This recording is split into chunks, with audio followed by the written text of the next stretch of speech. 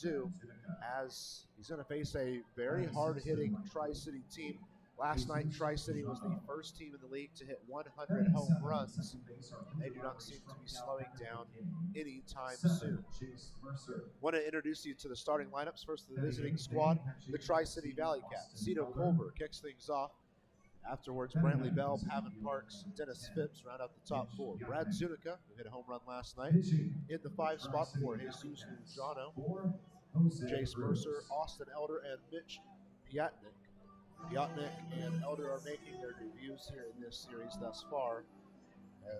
Elder did catch for 1 inning last night, but in the grand scheme of things, him and Piatnik are going to have their first opportunities in this 3-game set. As for the Evansville Otters, Edward Jones leadoff hit of the game as Miles Gordon once again.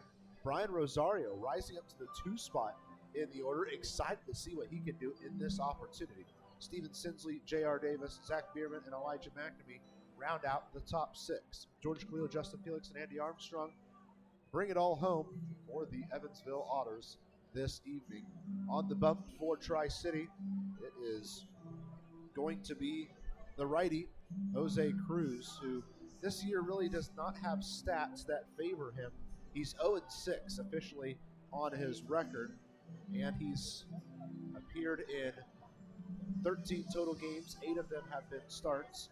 He's struck out 27 and walked 14, so it's going to be certainly a day of proving yourself. If you're Jose Cruz, this is a chance to prove that you're able to go against these strong lineups just like this. As for the Otters, it is Austin Gossman returning to the bump this evening. I'm always excited to see him back out there, as he's been able to have a lot of sustained success as this year has gone along. He's got a 5-3 record in 68 2/3 innings. He struck out 66, walked just 22, and his ERA of 2.49 sits in the top 3 in the entire league. There's a good reason for that. He has been exceptional this season. We'll see what he can do in this one.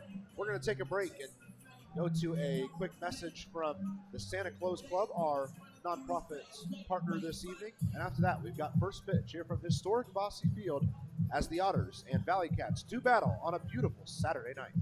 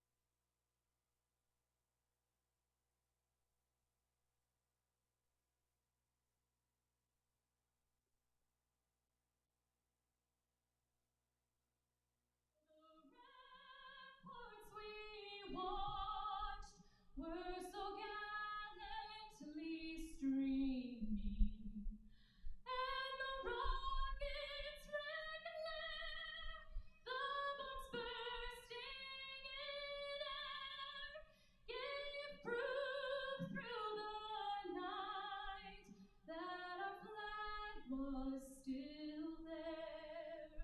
Oh, say does that star-spangled banner yet wave o'er the land of the free and the home of the brave? Our national anthem. Beautiful rendition, and we are ready for baseball here from historic Bosse Field between the Evansville Otters and the Tri-City ValleyCats. But first, Evansville Otters baseball on the Otters Digital Network and Flow Sports is presented by Working Distributors Evansville. And with that, we turn our attention to the man on the mound and former University of Southern Indiana standout Austin Gossman, who is looking to keep together a rock-solid year. 2.49 ERA entering the day, and that's good for third best in this league. They look to keep it going against a rock-solid Tri-City team, a team that hits the ball hard, a team that hits the ball out of the yard very often. He'll look to kind of keep that part at bay.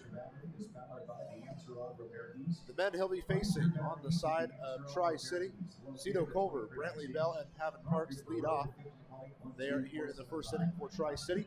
Dennis Phipps, Brad Zunica, and Jesus Lujano are the middle three. Jace Mercer, Austin Elder, and Mitch Piotnik are the one who round out the starting nine for Tri-City.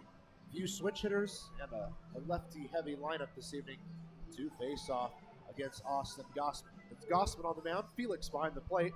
At Pitcher Catcher Battery is sponsored by the Answer Auto Repair East. Find all your battery needs at the Answer Auto Repair East, located at 2319 North Green River Road, or give them a call at 812-475-9000.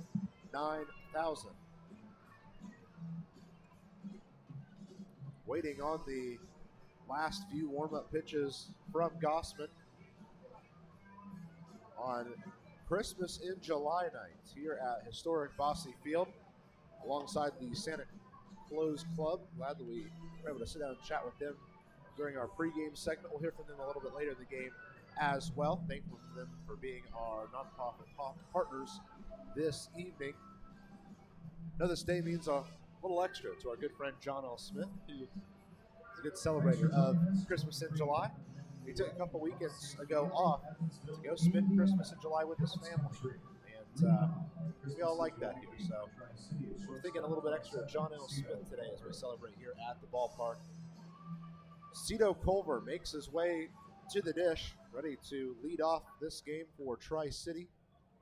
Otters are set up defensively straight up all the way around for Cito Culver, ready for the opening pitch of this ball game. Unlike last night, not going to have to worry about any delays, and we're ready to go at 6:35, right on the money. It's a cold strike.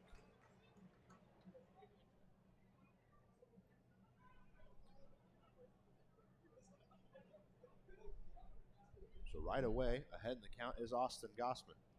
Pitching out of the stretch, just like normal. 0-1. Just misses on the outside edge. The ball and strike caller this evening is James Purnell behind the plate. The umpire on the right side of the infield, Roberto Pattinson. And the umpire on the left side of the infield, Tyler Thurmond. A 1-1 to Culver. Way in near the feet. He just barely jumps out of the way.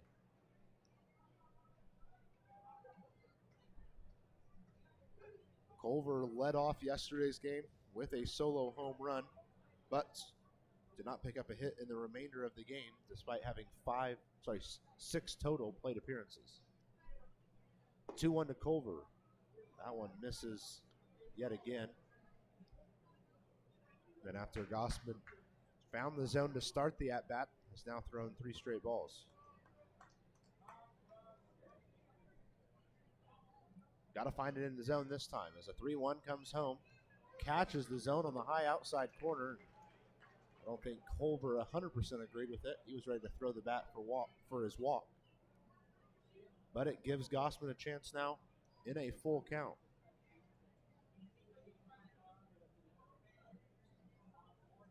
The 3-2 to Culver. Put on the ground to the right side. Armstrong will play it on 2 hops. It almost bounces right into his glove, and he's easily able to throw over for out number 1 here in this ballgame. So that'll bring up the left fielder, Brantley Bell, who entering this evening's game has the 3rd best batting average in the entire league and is in the top 10 in home runs as well.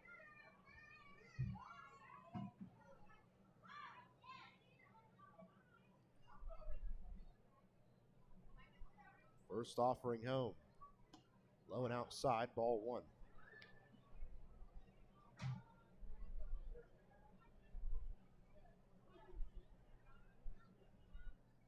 So ahead in the count is Bell with 1 out and nobody on.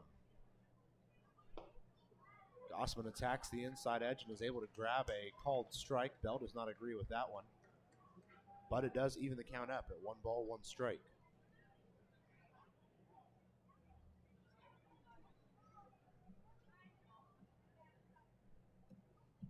A 1-1 from Gossman is foul tipped into the chest protector of Felix and back out a couple of feet. And it gives Gossman a chance to be ahead in the count. Otters are wearing their primary blue jerseys with the script Otters written across the front in white, and there's also white numbering on the back. ValleyCats are in their black tops, gray bottoms, with the red numbers on the back. And ValleyCats written in red on the front. Sorry, Tri-City written across the front.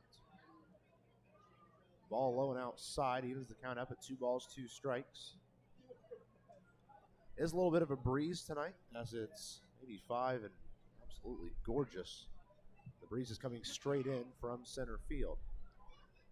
A 2-2 swung on and missed, and Austin Gossman has himself his first German-American bank strikeout of the game. Batting third at third base 13, Ethan Parks.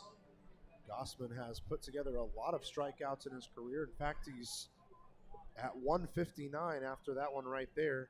Last year, he was one of the best in the entire Frontier League. He finished 6th in the FL with 101 strikeouts.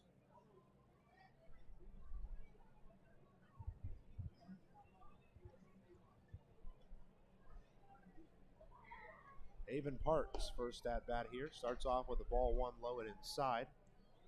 Parks had the 2-run home run in last night's first inning.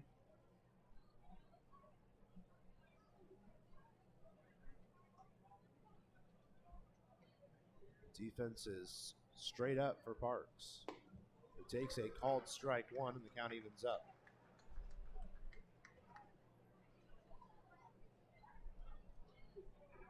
No moves for Evansville today after they've had a little bit of a transaction full last few days. 1-1 is on the way home to Parks. It's just barely dribbled back up and to the right side, gets out of play, and it will take the count to 1-2. Tri-City had just 1 move today. It's not official on their roster as they have not sent out an updated roster yet, but as reported by Schaumburg has traded the right-handed pitcher Kyle Arjona to Tri-City for a player to be named later. The Otters have seen Kyle Arjona a couple different times this year, and it looks like he's going to find a home here with this Tri-City club. Doubt we see him in this series, though. 1-2 is swung on and missed by Parks. A German-American bank strikeout ends this first inning.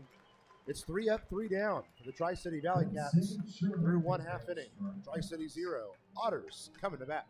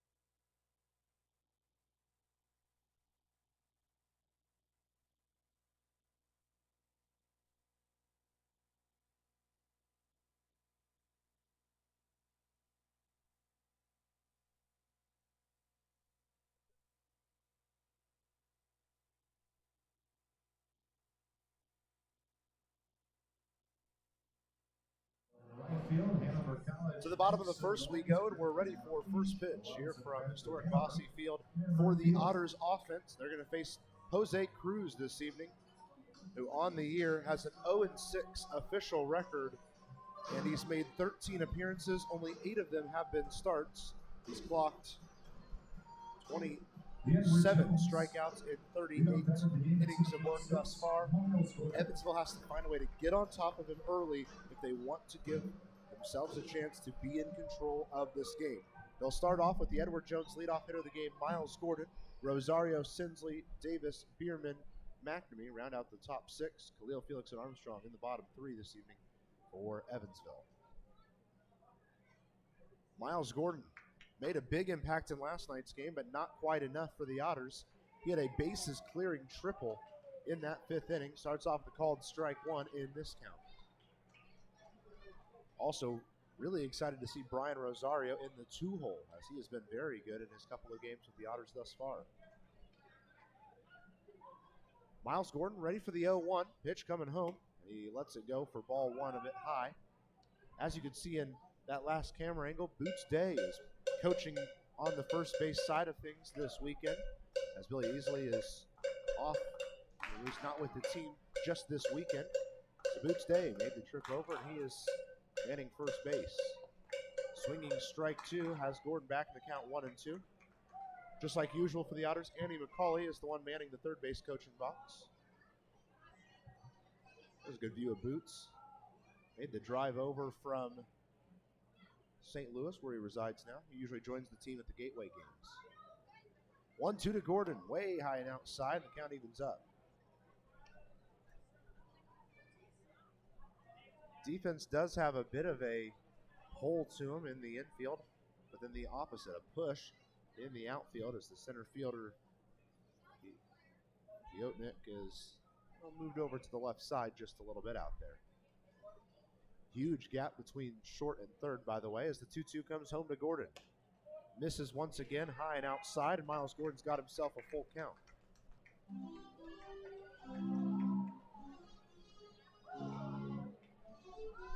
Series concludes tomorrow.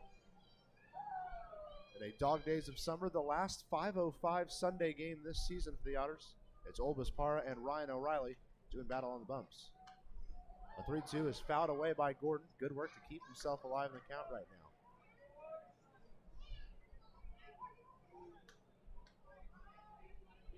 That's one of the things I was most impressed with Tri-City last night. Really made every pitcher, but especially Adcock, work really high in his pitch count. I mean, there were a lot of at-bats that were 6, 7, 8 pitches that really worked that pitch count up quickly. Miles Gordon is trying to do it the opposite way. He's already worked through 7 separate pitches.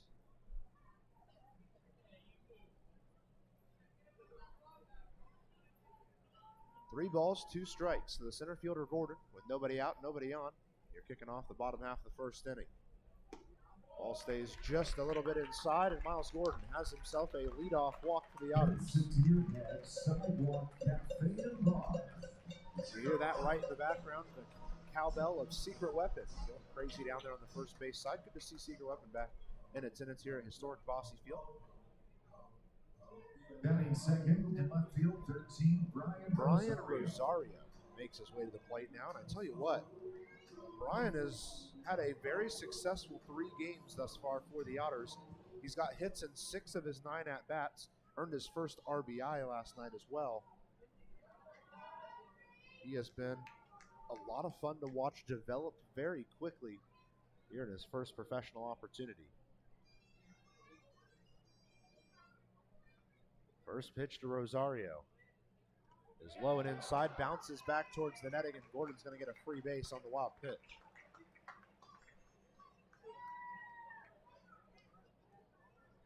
Well, Gordon was already trying to get a little footsie over there at first, jump over a little bit closer towards second, maybe just trying to stay in the mind of Jose Cruz, but regardless, he got his free base.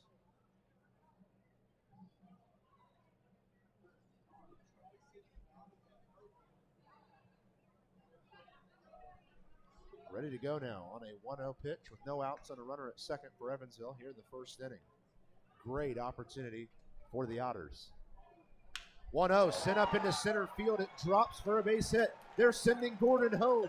The throw towards the plate is not in time. And Brian Rosario has himself an RBI single in his first time in the top part of the lineup. He had the opportunity and he proved the coaching staff right.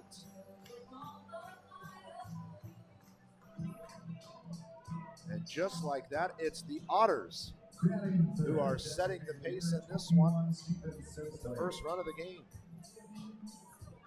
And now one of the league's hardest hitters, Steven Sinsley, makes his way to the plate. Sinsley, the Louisiana native, batting at the 258 level right now, has 35 RBIs. That's second on the team. A throw out to second, not in time. Rosario has himself a stolen base. Last night I questioned what the speed of Rosario could be. Well, right away he's showing us here now in this game.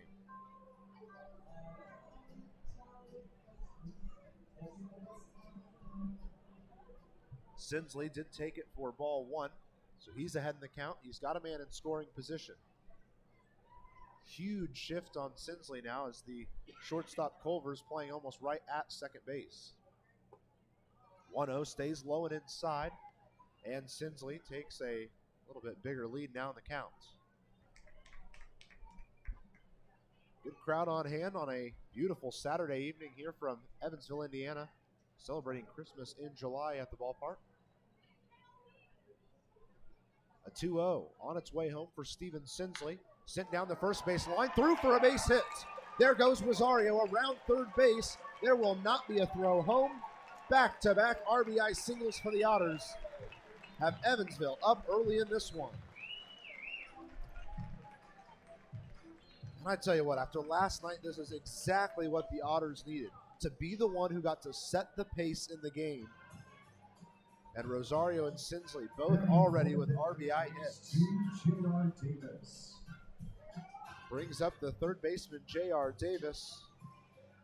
Last night, Davis was batting in the 2-hole, went 0 for 5. It came after he had the previous game off. Sinsley has himself set over there at first, putting on the oven mitt style sliding glove. And taking a little bit of a lead. J.R. Davis ready at the plate. First pitch coming towards him. Ball's in for a called strike one. Want to issue a welcome in to everyone listening both on the Otters Digital Network and Flow Sports. Glad to have you here in both areas. 0-1 for Davis, stays high and inside. For ball one, the count evens up.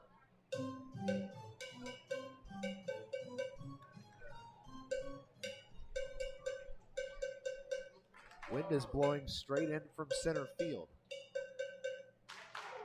J.R. Davis ready on the 1-1.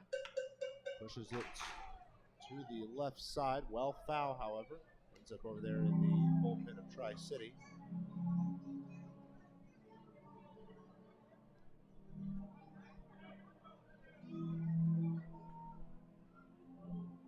There's a little extra time taken here by Jose Cruz as he returns to the bump. A 1-2 coming home to J.R. Davis. Push to the left side, through for a base hit. Make it back-to-back-to-back singles for the Otters here in the bottom half of the first. Miles Gordon hopped in the driver's seat of the bus, got himself a walk, and Rosario, Sinsley, and Davis all hopped on with him. Heading fifth to first base, 45, Zach Biermann. A meeting of the minds needed on the bump now, as it's still no outs here in the bottom of the first. The Otters have scored 2 runs already, and now they've got runners at first and second with Zach Biermann headed to the plate. While I have the chance, I would also like to welcome Hanover graduate Papa Don Smith, class of 71. Welcome, Don Smith to Bossy Field, class of 71, Hanover. Zach Biermann has been in a little bit of a slump recently. This would be a nice opportunity for him to break out of it.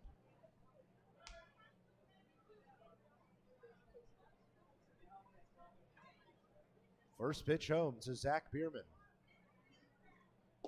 Taken for ball one, a little bit low and outside.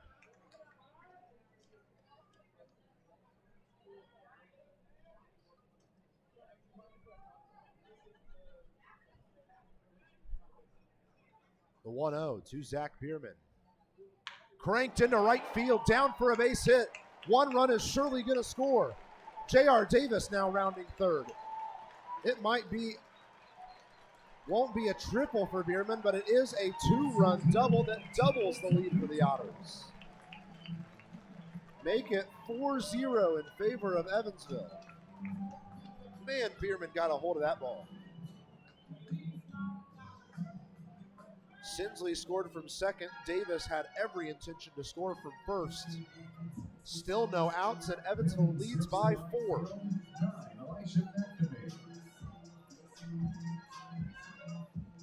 Kind of feels like a revenge style for the Otters here. Had this happen to them last night. Now they're the ones that are issuing out the early runs.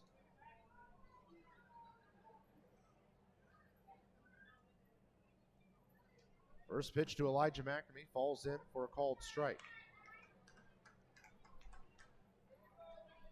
Gordon started everything off with a walk, and now 4 straight base hits have the Otters up by 4. The 0-1 to the right fielder, Elijah McNamee.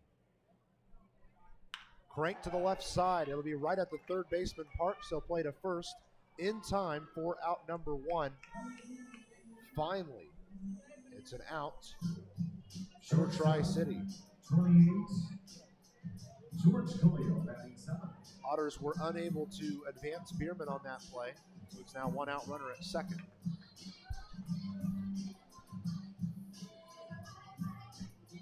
George Khalil making his way to the plate now, had last night off.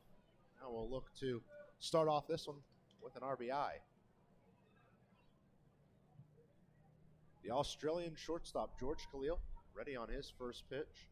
1 out, runner at second here in the bottom half of the first inning.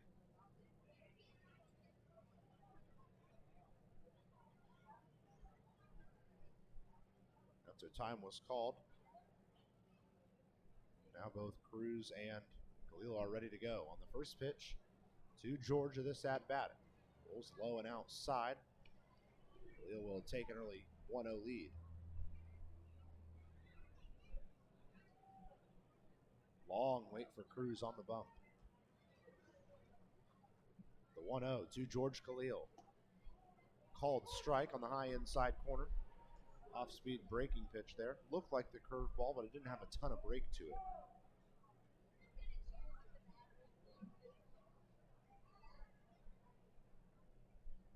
One ball, 1 strike to George Khalil. Runner at second and 1 out. Swinging strike 2. Chased that one a bit to the outside edge.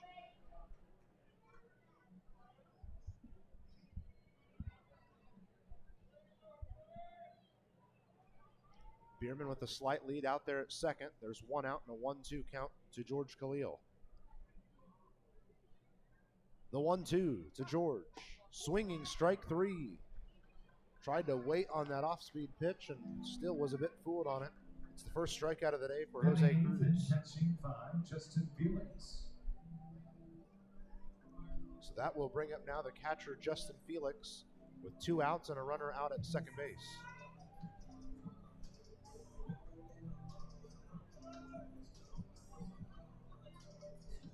Justin Felix has had a pretty solid last 10 games for the Otters, batting .435 in his last 9.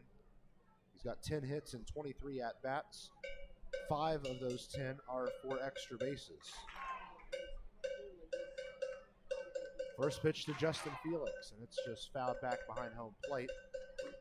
Looked like it was going to stay fair right away, but then it took a weird backwards bounce.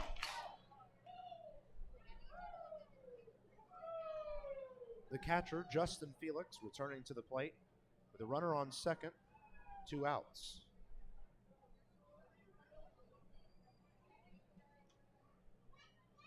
Two outs. Biermann stands at second. Justin Felix at the plate with an 0-1 count here in the bottom of the first inning. Ball taken for a called strike 2 on the inside edge. Cruz yet again goes with the mid-70s pitch there. not really throwing a lot of high speed after those opening couple of runs scored.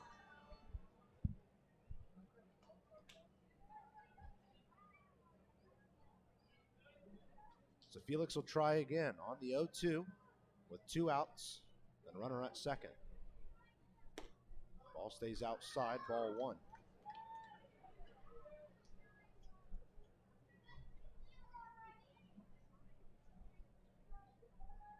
Biermann taking a little bit of a extra couple step lead now out at second base. There's 2 outs and a 1-2 count to Justin Felix. RBI chance for the catcher. Pitch coming home, stays outside, ball 2.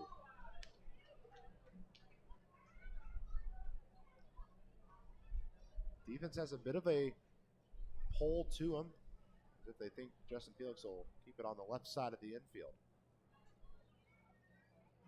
Huge gap to the right side.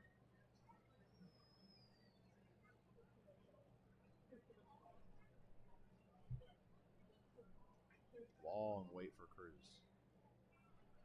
2 outs, runner at second. A 2-2 coming home to the catcher, Justin Felix. And it's a called strike 3. Justin Felix will get punched out here at the end of the first inning. We've played through 1 full. And it's Evansville 4, Tri-City 0 here on the Otters Digital Network and Flow Sports.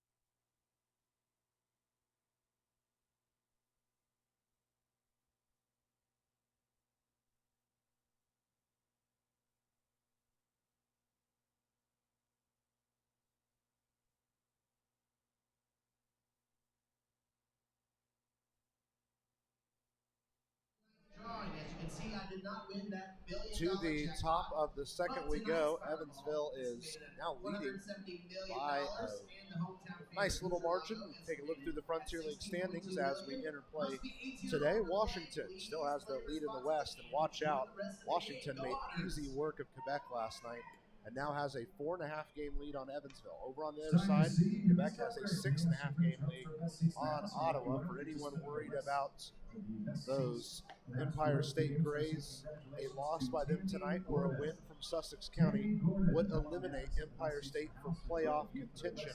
Of course, we knew it was going to happen at some point. It was just a matter of when, with them being so many games back at this point of the season. Things are heating up in both of these races. Keep an eye on the standings as we work through these last few weeks of the regular season. Hard to believe we are in the home stretch now as we approach the month of August. Dennis Phipps, the Frontier League's top man when it comes to runs batted in, makes his way to the plate. Phipps earned 1 RBI last night. It was on a bases loaded walk.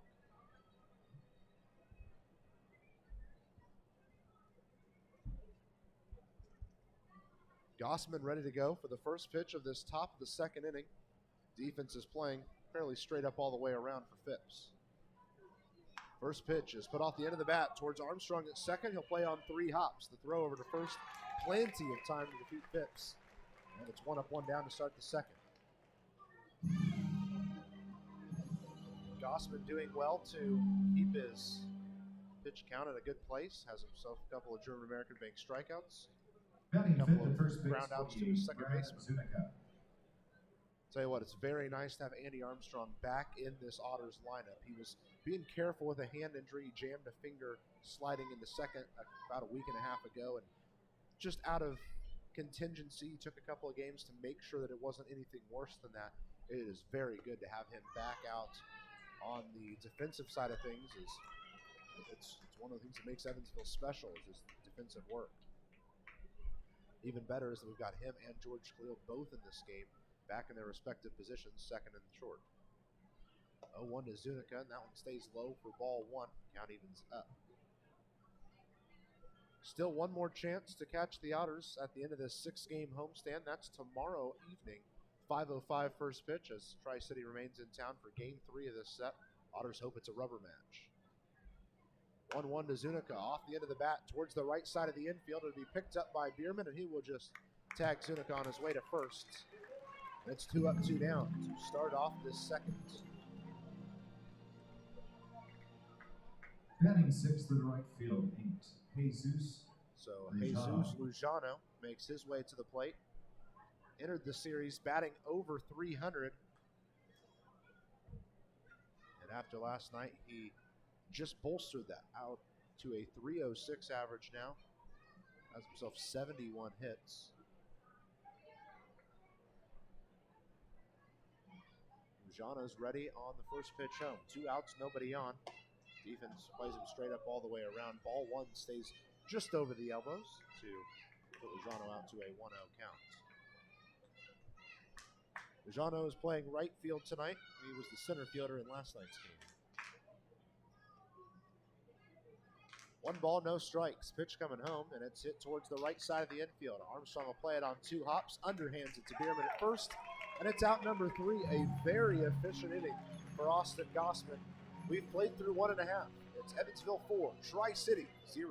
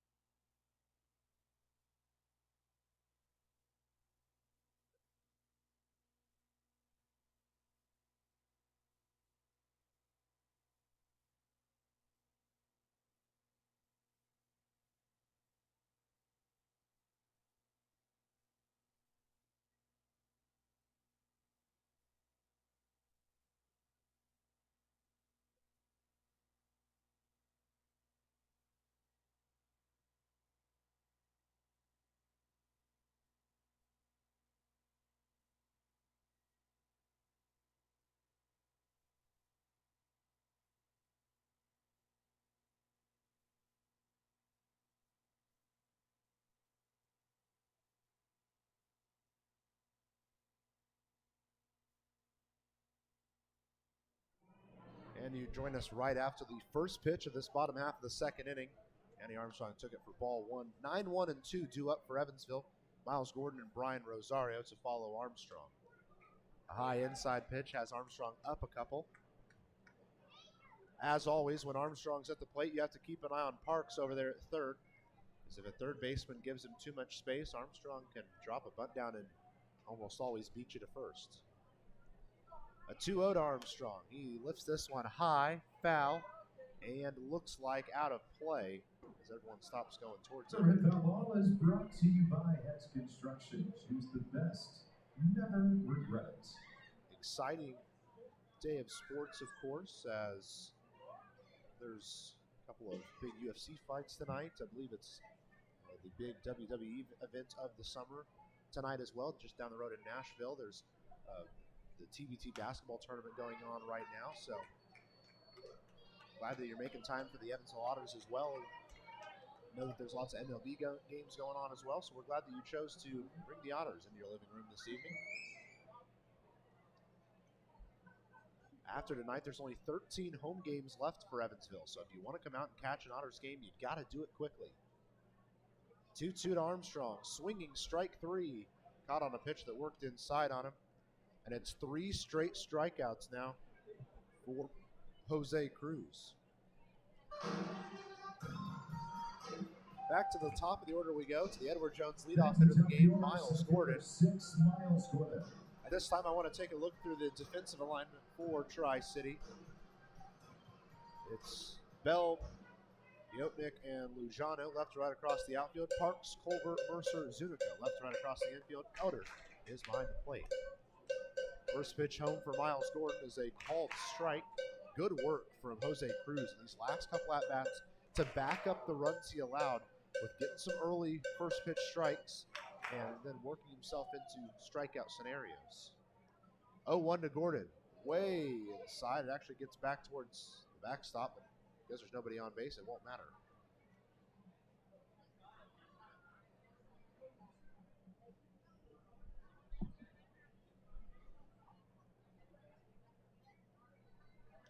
Time is called now. So it looks like they're going to go have a chat with the pitcher, Jose Cruz.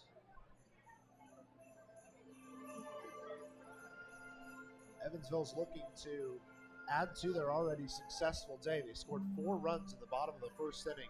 It started with Miles Gordon getting on with a leadoff walk. He advanced to second on a wild pitch. He was brought home by Brian Rosario's single.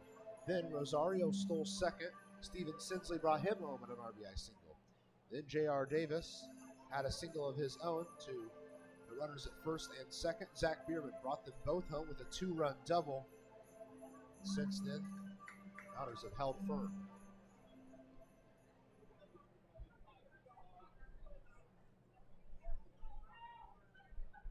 One ball, 1 strike to the center fielder, Miles Gordon.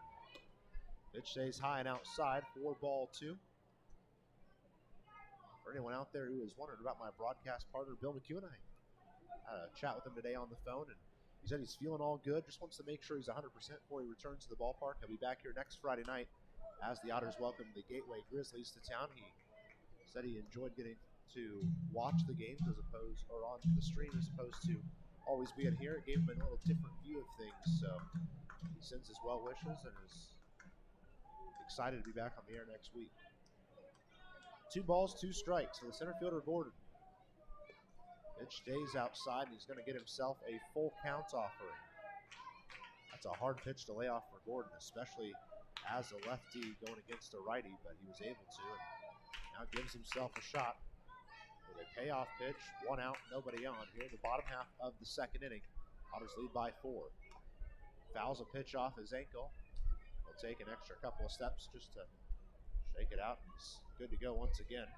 Count remains at 3-2.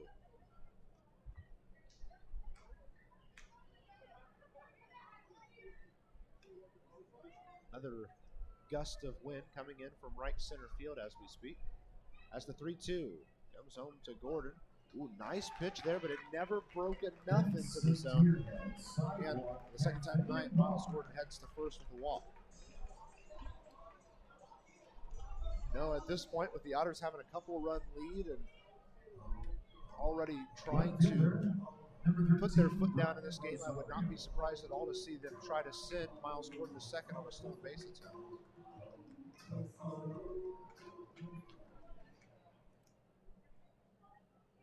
Brings Brian Rosario to the plate.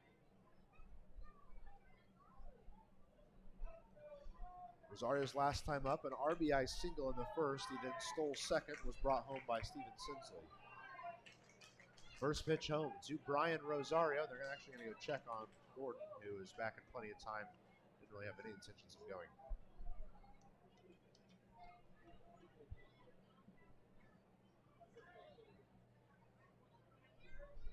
Again, they're going to go check on Gordon. That time he was a little bit caught up, a little bit more than the last time, so got to be careful over there. Good lead once again for Miles Gordon. 1 out, 1 on. First pitch home to Brian Rosario. Stays low and outside. Now the pressure is firmly on Austin Elder to keep any strange pitch in front of him and not to allow it to get back towards the backstop. One ball, no strikes.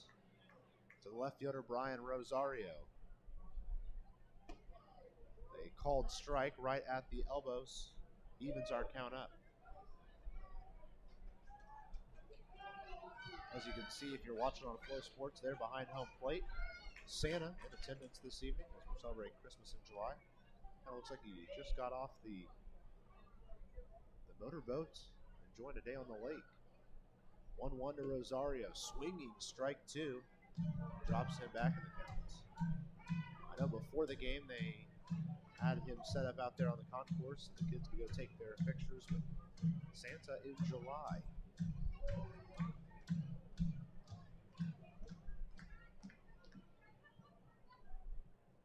One ball, 2 strikes to Brian Rosario. They're actually going to go check on Miles Gordon, who once again is back in time. Gordon giving himself a solid lead here, all the way to the cutout. 1 out, 1 on. And a 1-2 coming home to Brian Rosario. Push to the left side, down for another base hit. 2 for 2 for Brian Rosario today. Push that one to left field, and now there's runners at first and second with 1 out.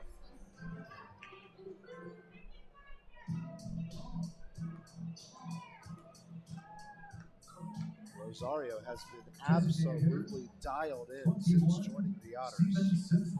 He now has 8 hits and 11 at-bats.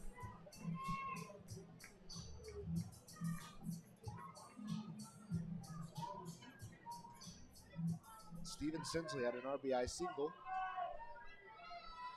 his last time up, and he's got a chance to add to it. 2 runners on and 1 out. First pitch home. Big swinging strike. Sinsley falls back in the count on 1.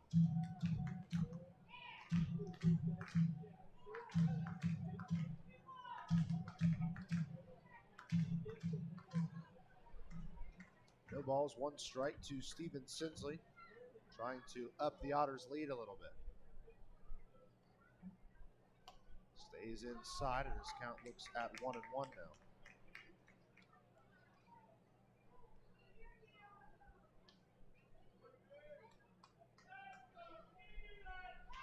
Huge gap to the left side of the infield. Some let's go Steven chants breaking out at Bossy Field. As a 1-1 comes home. Stays inside. Sinsley takes a little bit of a lead in the count. The first half of the Otters' order has got on base 100% of the time, but the back half and the bottom 4 hitters are the 4 who have not gotten on base yet. A 2-1 to Steven Sinsley. Again inside, he takes an even bigger lead in the count now at 3-1. So there's 1 out. Runners at first and second. Steven Sinsley way ahead in the count at 3-1. Big chance for the Otters to add to their already big lead.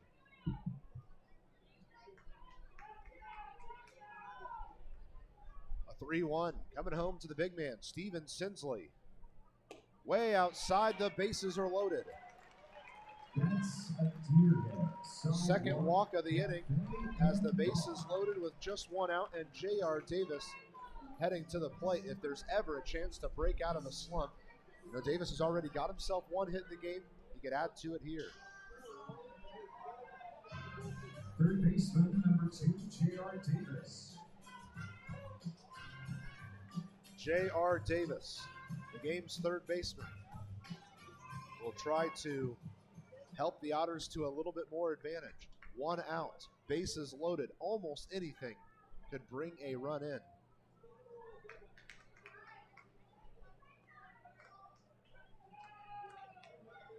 The first pitch home to J.R. Davis. Pushed out towards center field. Piontek is heading back towards it, brings it in for 1 out. The throw towards home. They're going to go to third instead. Did they get him on his way? Yes, they did. Will the run score? Yes, it will. So Evansville's going to get 1 run, but they will not get, or will not be able to extend the inning as Rosario was not quite able to get to third on time, but Evansville adds one and now lead 5-0 as we head to the third inning here on the Otters Digital Network and Flow Sports.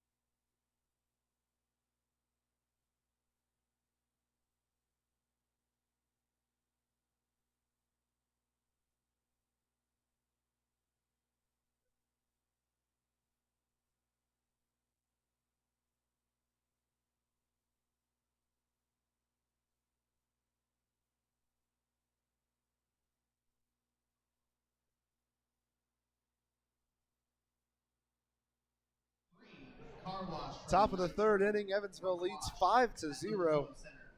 A certain breath of fresh air here after struggling early in last night's game. Come out and put the punch down and get things going. Rosario, Gordon, McNamee, left to right across the outfield. Davis, Quill, Armstrong, Biermann in the infield.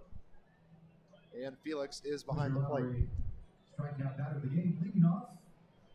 Second baseman number 7, Chase Mercer. Austin Gossman back up onto the bump. He's been good thus far.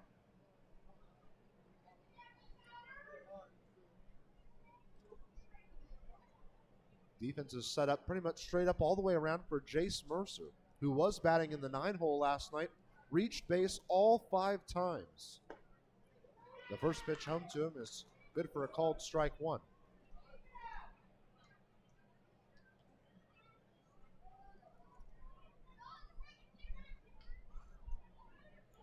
J.R. Davis hugging that infield dirt on the left side just a little bit. Here comes the 0-1. Swinging strike 2 was foul tipped between the legs of Felix.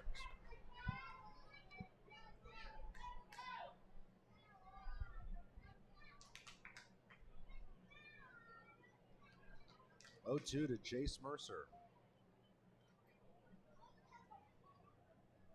Big time opportunity for Austin Gossman to grab another early strikeout in this game.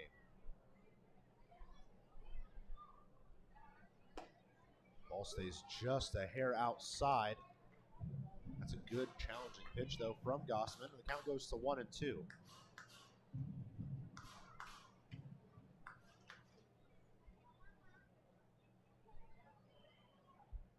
Beautiful night here at historic Bosse Field as Evansville is trying to give their fans some more to cheer about. 1-2 to Mercer. Pushed out towards center field. Running in as Miles Gordon. It'll drop in the gap for a base hit. The first of the day for Tri-City. It had been 6 up, 6 down before Mercer was able to just lay something between Khalil and Gordon out there in shallow center field. Batting eighth and catching number 19, Austin Elder. Tell you, one of the things we do not have available to us is the vitals charts for our umpires, but I would guess our home plate umpire this evening, James Purnell, stands at least 6'5". There behind the plate, making everybody around him look absolutely tiny. First pitch home to Elder is pushed to the right side, played by Biermann. He thought about going to second, but he's just going to step on first for the one sure thing out. That's good to see a decision like that made. Didn't want to try to challenge and not get either out. They at least get one. It allows Mercer to reach second. So it works almost as good as a sacrifice bunt potentially. Brings up Mitch Piotnik.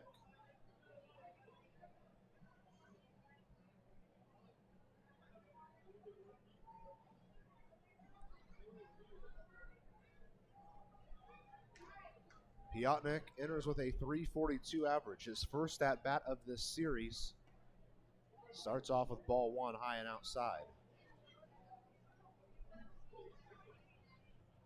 Justin Felix is manning things behind the plate and calling the pitches tonight for Evansville.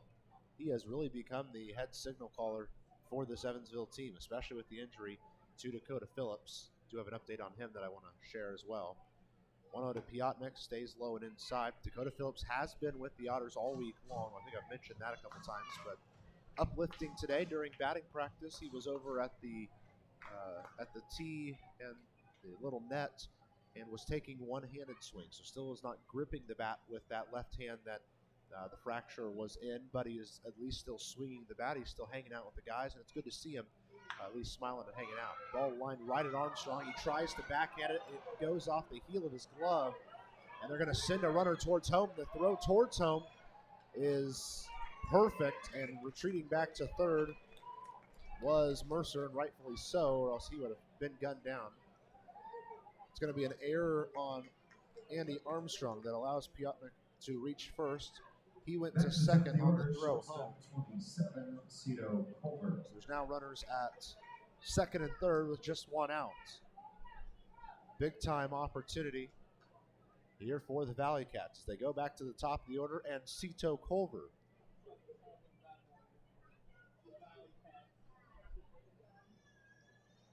Culver steps in. One out, two runners in scoring position.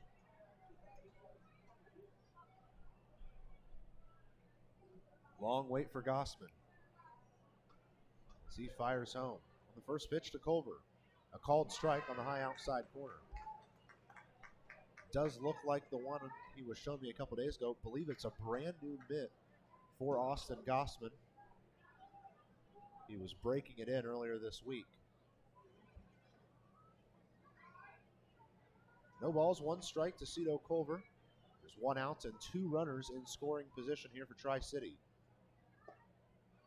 Ball just misses on the low outside corner and evens the count up at 1 ball, 1 strike.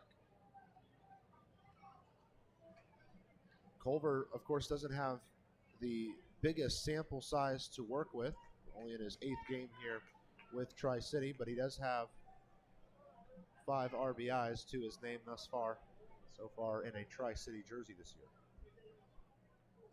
1-1 to him here. Ooh, hefty swing, but he fouled it right back into the netting, and he's down 1-2 in the count.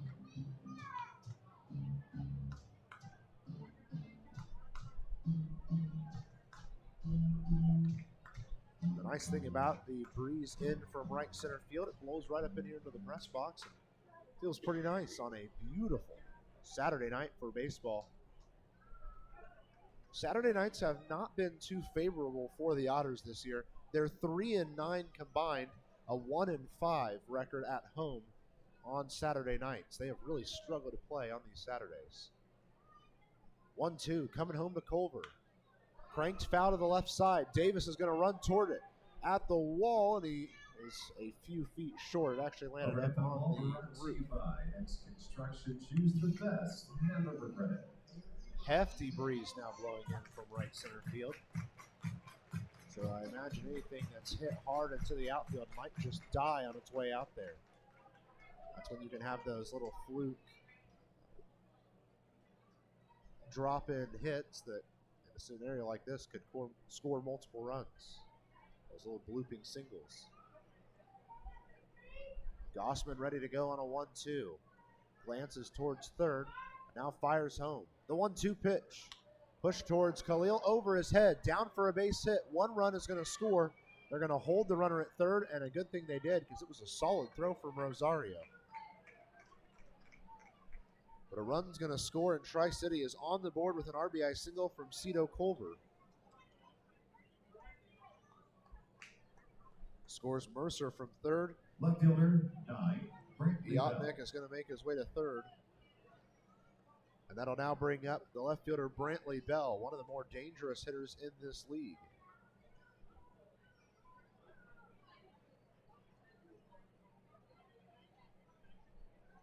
Long wait for Gossman as he looks in towards home, now finally ready. The look towards third, and the first pitch home to Bell. It's a called strike on the outside edge. A generous call from home plate umpire James Purnell.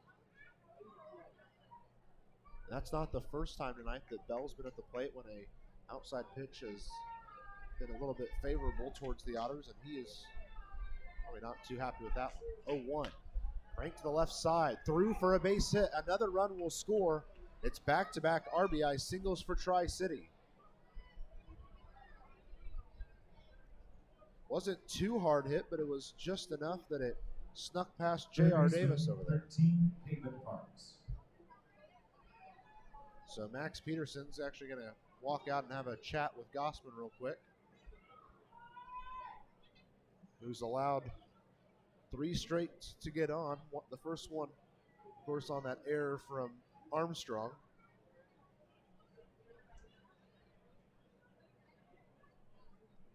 Inning started off with a single from Mercer. Then Elder grounded into a fielder's choice, which allowed Mercer to reach second. Mitch Piotnik reached on an error, and because of the throw towards home, Piotnik reached second on the play, so there was runners at second and third for Cito Culver. His RBI single brought in the first one. Brantley Bell's RBI single brought in a second run, and now there are runners at first and second, just one out. Here in the top of the third inning, Evansville still holding on to a 5-2 lead.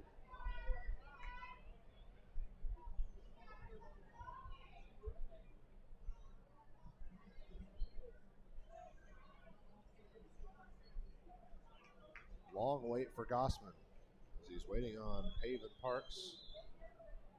Step in. Finally has his sign from his catcher, Felix. The first pitch is on its way home. It's a called strike one on the high outside corner.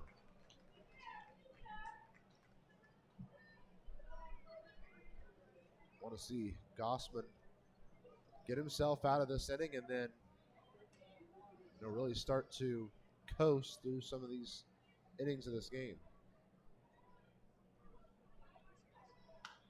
Ball's lifted high towards shallow center field. Gordon is chasing in rather quickly now, and he brings it in for out number 2. Well, it was exactly as I kind of thought it was going to be. It got up there and just stayed there. Gordon really had to run in and get there in time. Dennis Phipps.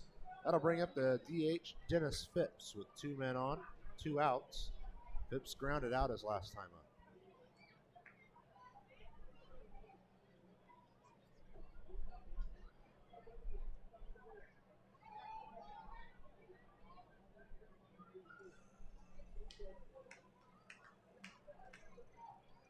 So a long wait now as Gossman looks in towards home. Fires home on the first pitch to Phipps. It's a called strike one.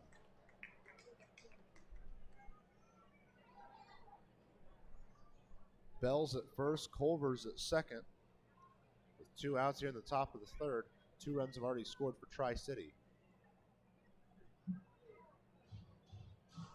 Do want to start giving you some scores from around the Frontier League. Lake Erie leading New Jersey 4-2. They're in the top of the 8th inning already. Florence is up 2-1 on Sussex County in the bottom of the 6th. An 0-1 to Phipps, swinging strike 2. Gossman is potentially 1 pitch away from hitting this half inning. Ottawa currently leading 4-3 at Schaumburg. They're in the top of the 6th. And in the game that everyone's watching, bottom of the 5th inning, Washington up 2-1 on Quebec. Washington looking to win the series tonight. An 0-2 to Dennis Phipps. Sent to the left side, played into the glove of Davis. He'll go to second for the one they need. That will end the half inning. Tri-City scores 2, but Evansville still leads by 3 runs here on the Otters Digital Network and Flow Sports.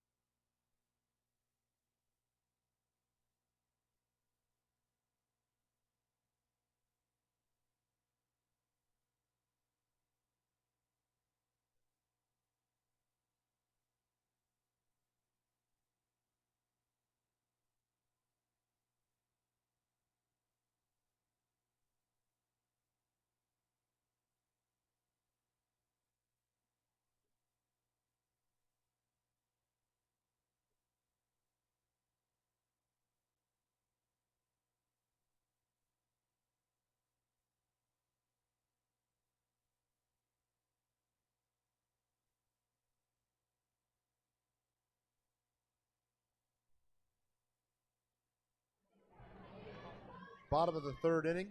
It's Biermann, McNamee, and Khalil due up for Evansville. They currently lead by 3 runs here. First pitch to Biermann stays low and inside for a called strike right on the edge. Biermann was voted upon as a West Division All-Star this year. Played left field in that game. Ball is fouled back towards the netting as Biermann quickly falls back in the count 0-2.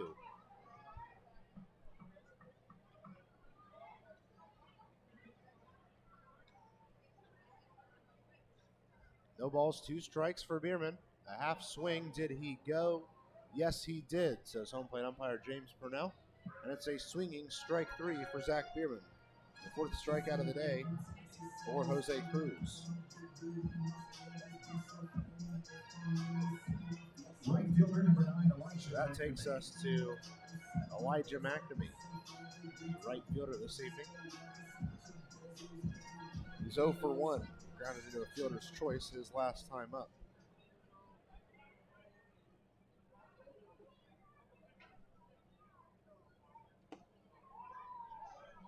First pitch is inside, ball 1.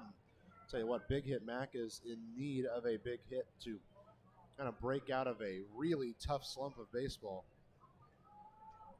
In the last 10 games, McNamee is just 9 for 40 with a team-high 13 strikeouts in that time.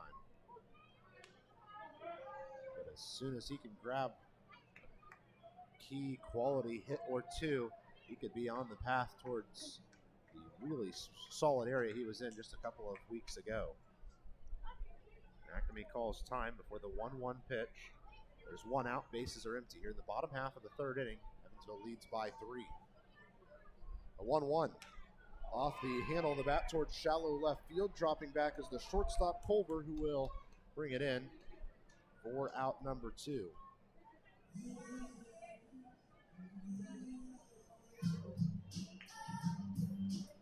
So that brings up George Khalil. 2 outs and the base is still empty. Otters are trying to avoid their first 3-up, 3-down inning of the game.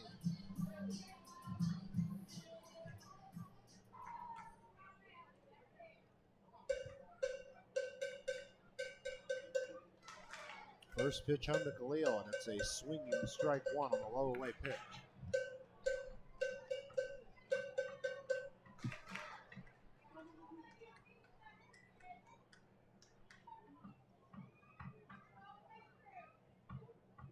The 0-1. It's a called strike. Khalil down 0-2 in the count.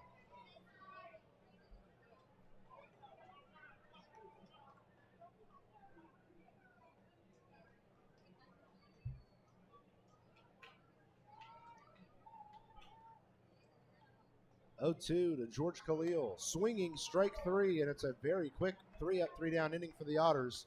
We've played 3 full. And the Otters lead 5-2 in this one.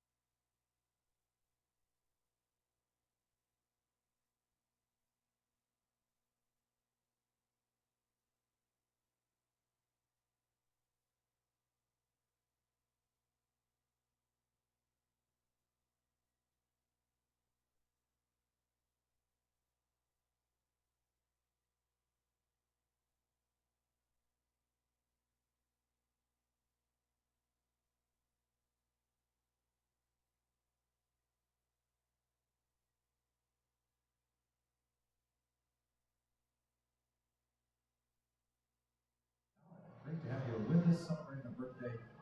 Evansville Otters baseball on the Otters Digital Network and Flow Sports is presented by Budweiser, the king of beers. Well, and the Otters' king of ERA on the mound now, Austin Gossman, gave up 2 runs in the last inning, but he's looking to kind of right the ship here. The Otters still have given him a 5-2 lead. First pitch home is a swinging strike to Brad Zuniga. Good way to start here in the half inning. Don't forget that the Otters would love to see you at Bosse Field tomorrow evening, really, as these 2 squads conclude the 3-game set. 5:05 first pitch for a dog days of summer, which means hot dogs are on sale and you can bring the 4-legged friend to the game with you. Love to see those dogs out here at historic Bosse Field. I'm sure they love this place as much as you do. 1-1 the count to Brad Zuniga. Nobody out, nobody on. We're going to start off the 4th inning. Ball is sent weakly to the left side of the infield. Davis plays it on 2 hops. The throw to first just in time for out number 1. Play ended up being a little closer than I thought it might be off the bat. Davis really had to charge that ball to get to it in time.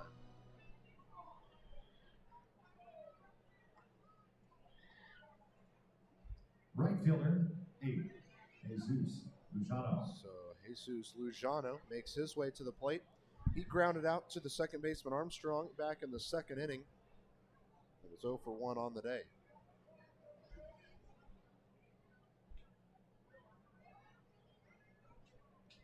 First pitch home is good for a called strike 1 on the outside edge. Gossman has commanded the zone well, I think, so far in this game. Still south of 50 pitches. 0-1 to Lujano. Zoomed out towards right field. Long run for McNamee, and it drops in front of him for a single. He opted to do that instead of trying to make a heroic play and potentially let it get past him. And it's a single for Jesus Lujano. Lujano strikeout batter of the game. Of the 46 pitches Gossman has thrown, 33 have been strikes already. Love that ratio for him. Jace Mercer makes his way to the plate. 1 out, 1 on.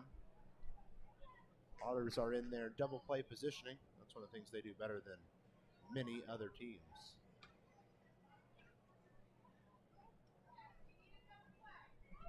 First pitch home is swung on and missed by Mercer.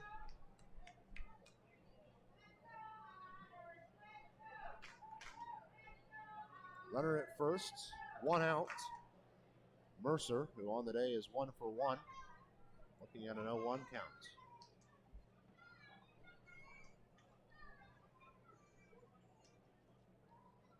They're going to go check on the runner. It's a good throw over by Gossman, but there was really no chance at ever getting Lujano as he was sticking pretty close to first.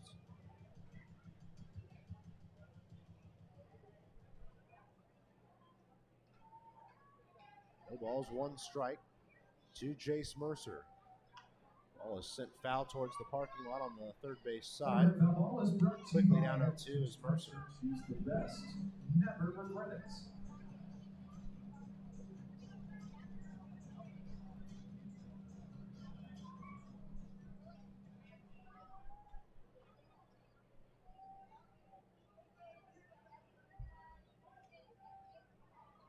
No balls, 2 strikes for Jace Mercer. Runner at first and 1 out. Again, they go check on the runner, and again, he's back in safe.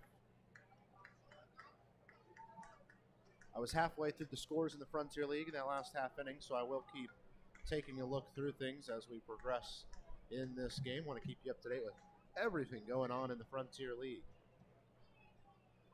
An 0-2 to Jace Mercer with 1 out and 1 on. Ball stays outside, ball 1. Felix does good work to keep it in front of him. Another look in Washington. Wild Things still lead 2-1 against Quebec in the top of the 6th inning.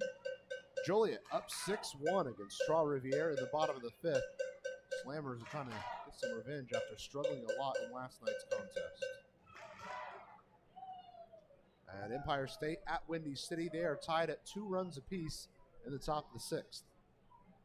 1-2 to Mercer. Swung on and missed. That's into the glove of Felix.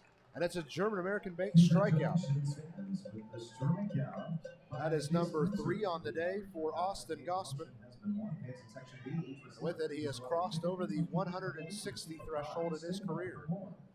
But first, the catcher, 19, Austin Elder. The catcher, Austin Elder, makes his way to the plate. Grounded into a fielder's choice back in the 3rd inning for his only at bat so far in this game. He's got a runner at first and 2 outs in front of him. First pitch home from Austin Gossman. High outside, ball 1 on the fastball. The last score that I haven't mentioned yet this evening, Gateway in New York, and the Grizzlies lead 5-3 in the top of the 4th over those New York Boulders. Last night they had a slugfest, 30 total runs. Boulders won 17-13. Another good throw over is just a little bit late. Remember, fans, your favorite Hoosier Lottery games are available at Retailer Stadium. Why? Must be 18 on the play. Please play. Then, of course, as soon as we finish tomorrow night's games, all of the interdivisional games are over. We're back to West versus West, East versus East. There's going to be a couple of very intriguing series this week. A couple that I personally will want to keep my eye on. Ottawa visits this Tri-City team. That's an Ottawa team that's still trying to state their claim as a team to be really worried about in the East. Also, Gateway's traveling to Washington. We'll see if the Grizzlies can break out of their hard slump against one of the best teams in the league. Another high pitch has Elder outs to a 3-0 advantage. Then next weekend, on the 5th, 6th, 7th, we have a new set of series across the league, and there's more I'm keeping an eye on. The biggest one, Lake Erie at Washington. That's a red-hot Crushers team right now. Called strike. Brings Gossman a little closer. It's 3-1 now to Austin Elder.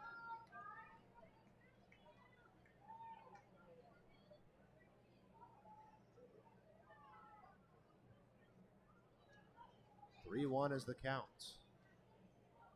Pitch coming home to Elder.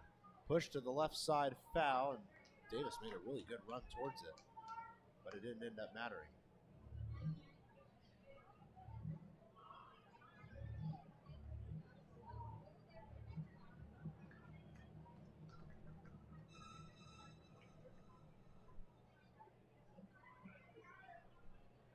So everyone returns back to their spots, ready for a payoff pitch to Austin Elder. 2 outs, runner on, and a 3-2 count. The 3-2 sent foul to the right side will end up near the Otters bullpen.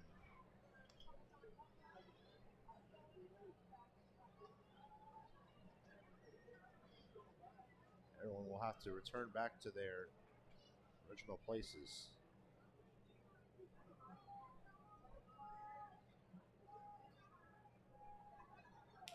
Long wait here as they all get set to continue here. The 3-2 sent on the ground to the right side, played by Biermann. He'll step on first himself, and the inning ends. And a 1-out single will not come back to haunt the Otters. We've played through 3.5. Evansville still leads this one 5-2 on the Otters Digital Network and Flow Sports.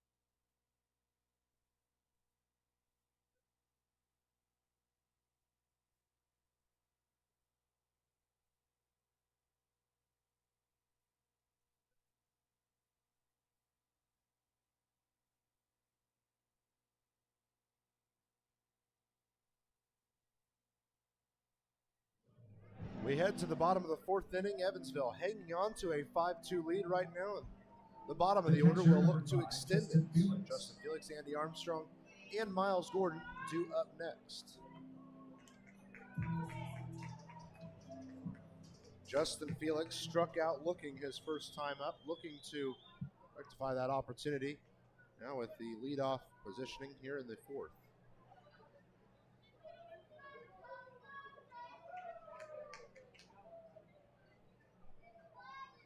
Felix digs in and he's ready for his opening pitch of this at-bat.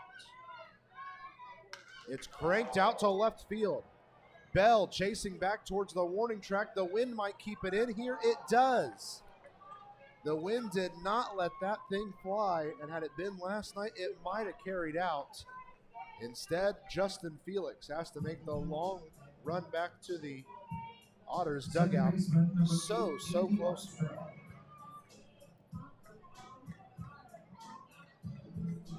So Andy Armstrong makes his way to the plate now. He also struck out his first time up. His was swinging. But right after his strikeout, the Otters put on a little bit of a tear and scored another run.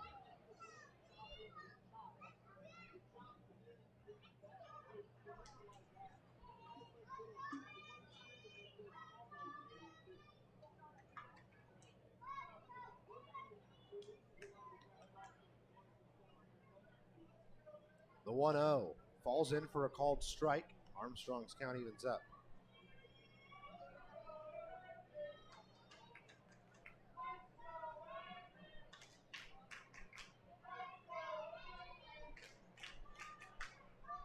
The 1-1, that stays a little bit too far inside for Armstrong's liking. And he takes the lead in the count once again. 2 balls, 1 strike.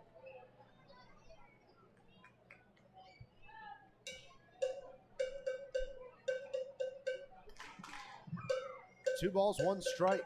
Pitch is sent fouling off towards the left side. Will end up in the bullpen of that Tri-City squad. The count evens up at 2 balls, 2 strikes.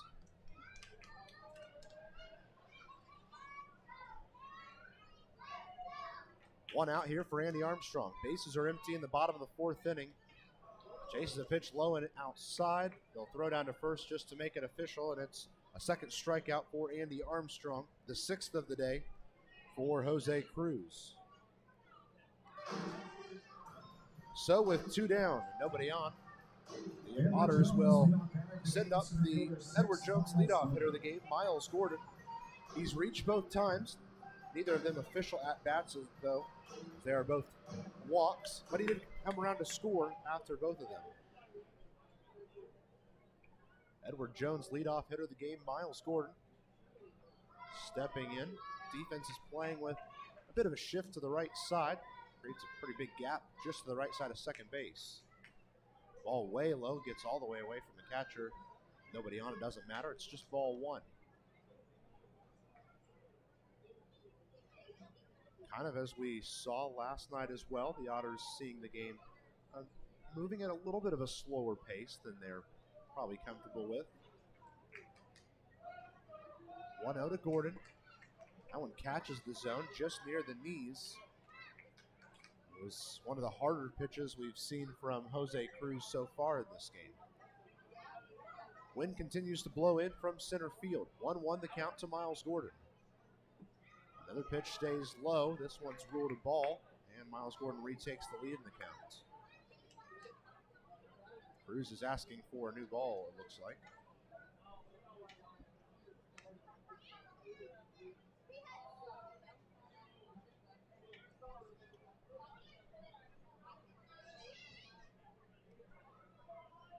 Jose Cruz fires home on a 2-1. He misses the zone high.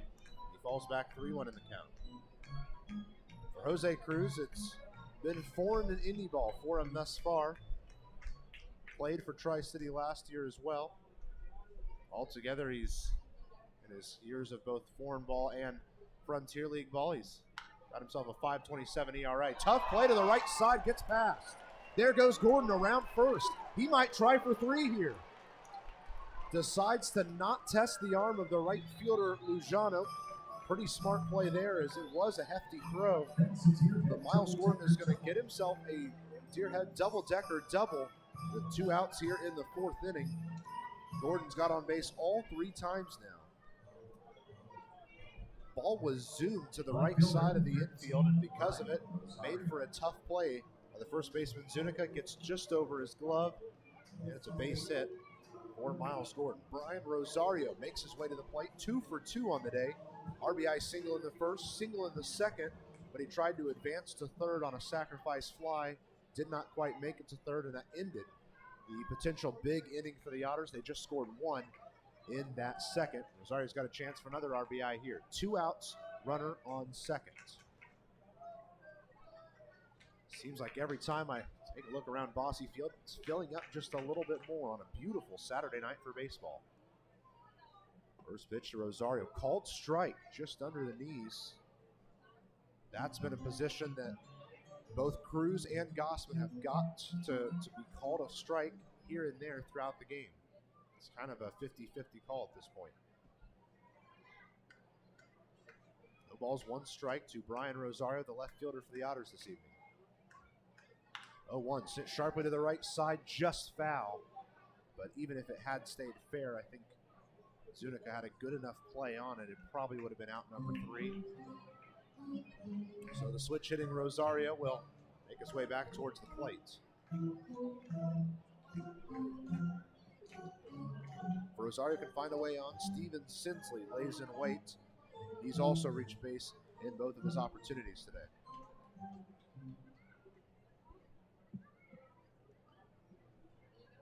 Rosario ready on the 0-2, and actually he'll have to take an extra second as Jose Cruz takes a second to retie the shoe. Always nice to enter the 4th inning of a game, have neither bullpen working. Starters have been good so far. This game has stayed much closer than last night's. Cruz nods home towards his catcher, ready on the 0-2. Brian Rosario trying to extend this inning for the Otters. 0-2 pushed out towards left field, down for a base hit. There goes Gordon towards home. The throw towards home, not in time. Make it 3 for 3 for Brian Rosario. An RBI double has given the Otters another lead here in this one. Make it 4 runs in favor of Evansville.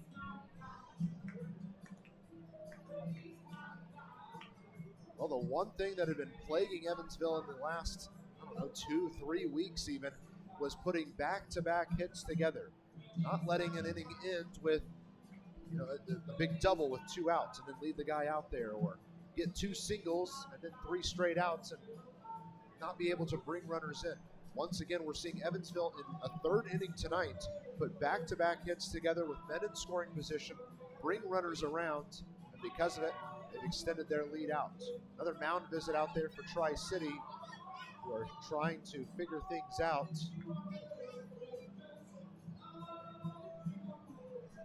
Of course, sticking up on the bump is Jose Cruz. I don't see anyone warming up, at least yet, for Tri-City.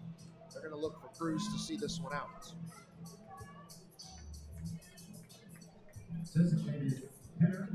Officially, it's a single for Rosario. He advanced to second on the throw, says our official scorekeeper. But it does still have an RBI attached to it. He's got 2 of those on the evening.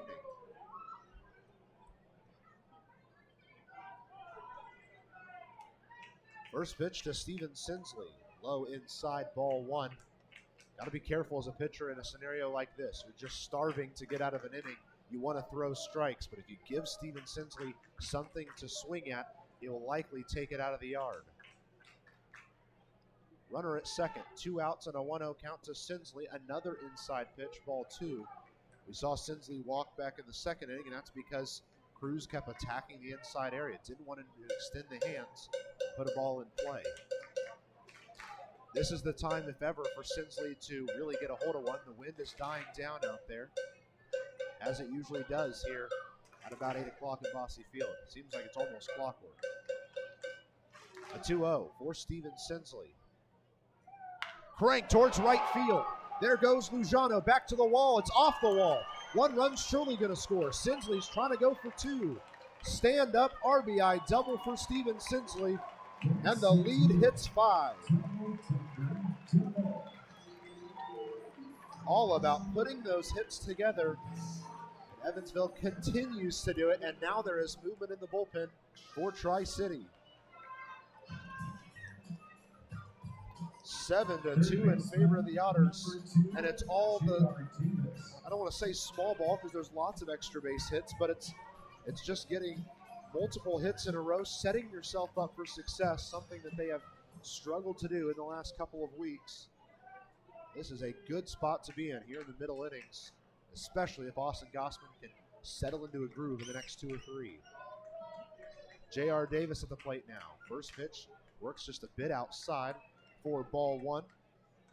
Davis is 0 for 1 on the day, or sorry, 1 for 1 on the day. A single back in the first, a sacrifice fly RBI in the second. 2 productive outs thus far. He's got a runner at second, 2 outs. Otters lead by 5. Cruz. There goes Davis chasing after a pitch low and outside. Big curveball from Cruz that we really have not seen in maybe, I don't know, inning and a half, I'd say. It's been effective when he's thrown it this evening, but he just has not leaned on it too much. Now the breeze is picking back up, pretty much coming straight in from the right field foul line. 1 ball, 1 strike. The third baseman, J.R. Davis. Puts one right back up the middle, through for a base hit. Sinsley's going to round third. We'll see if there's a throw home. There is not. An RBI single has extended the lead once again for the Otters.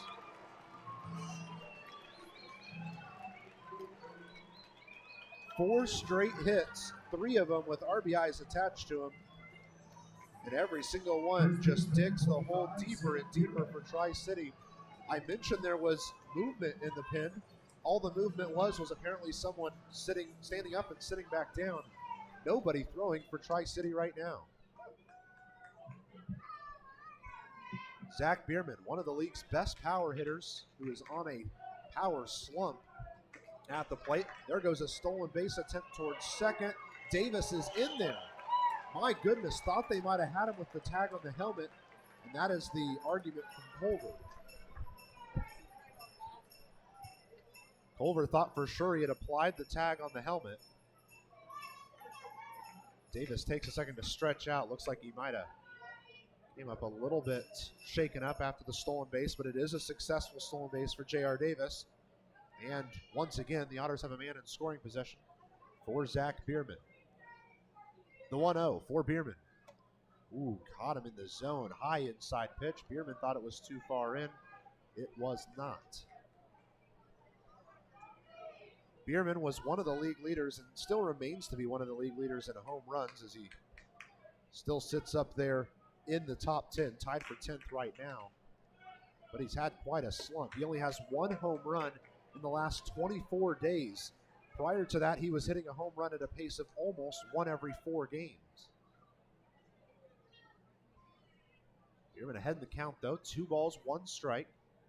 Runner at second and 2 outs. Otters have already scored 3 here in the bottom half of the 4th. The 2-1. Low inside. That one is surely a ball. Biermann now has a wide lead at 3-1 at the count.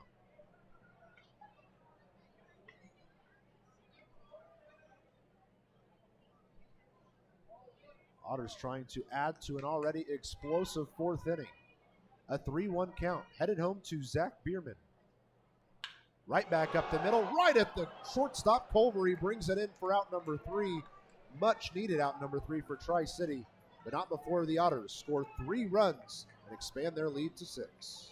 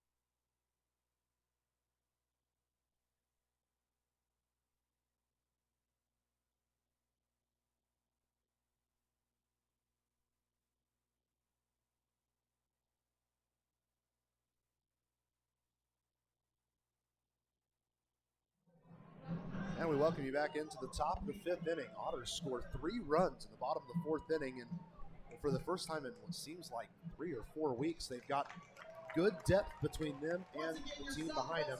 8-2 now in favor of the Otters. Want to take this time to now welcome in Sonia Fenwick from the Santa Claus Club, the not-for-profit partner in this game. Of course, we're celebrating Christmas in July. I want to kick it right off by asking a little bit more about you, what you do with the organization, and also some of the goals of the organization, of course. Well, thank you, Matthew, for having me. We're really happy to be here with Christmas in July at the Otters. It's been an amazing evening. I'm just a volunteer. We have a 100% volunteer board, and I am one of the board members. Some of our organizational goals is obviously to raise as much money as we can in order to clothe as many needy tri-state children as possible. It's about $100 average to clothe a tri-state child, and we clothe over 2,500 kids per year. So the name Santa Claus Club, you guys take kind of that organizational front. Is that part of the approach to be very kid oriented as well? It is to be very kid oriented. We serve several counties in the tri-state area and work with a lot of school systems. K through 6 is the age group that we serve, and we supply. And the need is just getting greater, and we would love to do more. But anywhere from 2,500 to 3,000 complete outfits for winter. It is Mitch Piotnik who is kicking off the inning for Tri-City, quickly down in the count 1-2. And of course, this is something that a lot of people that are listening or tuning in. I know we have a lot of Tri-City fans out there as well. Kind of surprised them that they probably hop on and heard Christmas in July. This is a unique opportunity for not only the Otters to get to celebrate something a little different, but also integrate you guys with a night at the ballpark. And I know that you guys have been doing lots of different events around the city. Where else can people in Evansville find you guys? So you can primarily find us on our website at santaclausclub.com. You can find us on Facebook, Santa Claus Club. We have several fundraisers every year. Our biggest is probably the Wolf's Auto Auction that happens in November, and then our annual telethon that happens in December. German American Bank strikeout there from Austin Gossman to kick off the inning. Back to the top of the order, and Cito Culver back at the plate. One of the things that really jumped out to me as I got to sit through Preston's talk with you guys on our pregame video that went on the scoreboard was a little bit how it's not just an Evansville thing. You guys are very spread out across multiple counties, multiple cities. How far do you guys reach, to be exact? So Posey, Gibson County, Henderson County, of course Warwick, Vanderburgh County. So we're pretty spread out. We get names from school counselors all across those counties. So of course there's 2 big parts that I want to get in and ask about. Of course, one's going to be donating, one's going to be redeeming.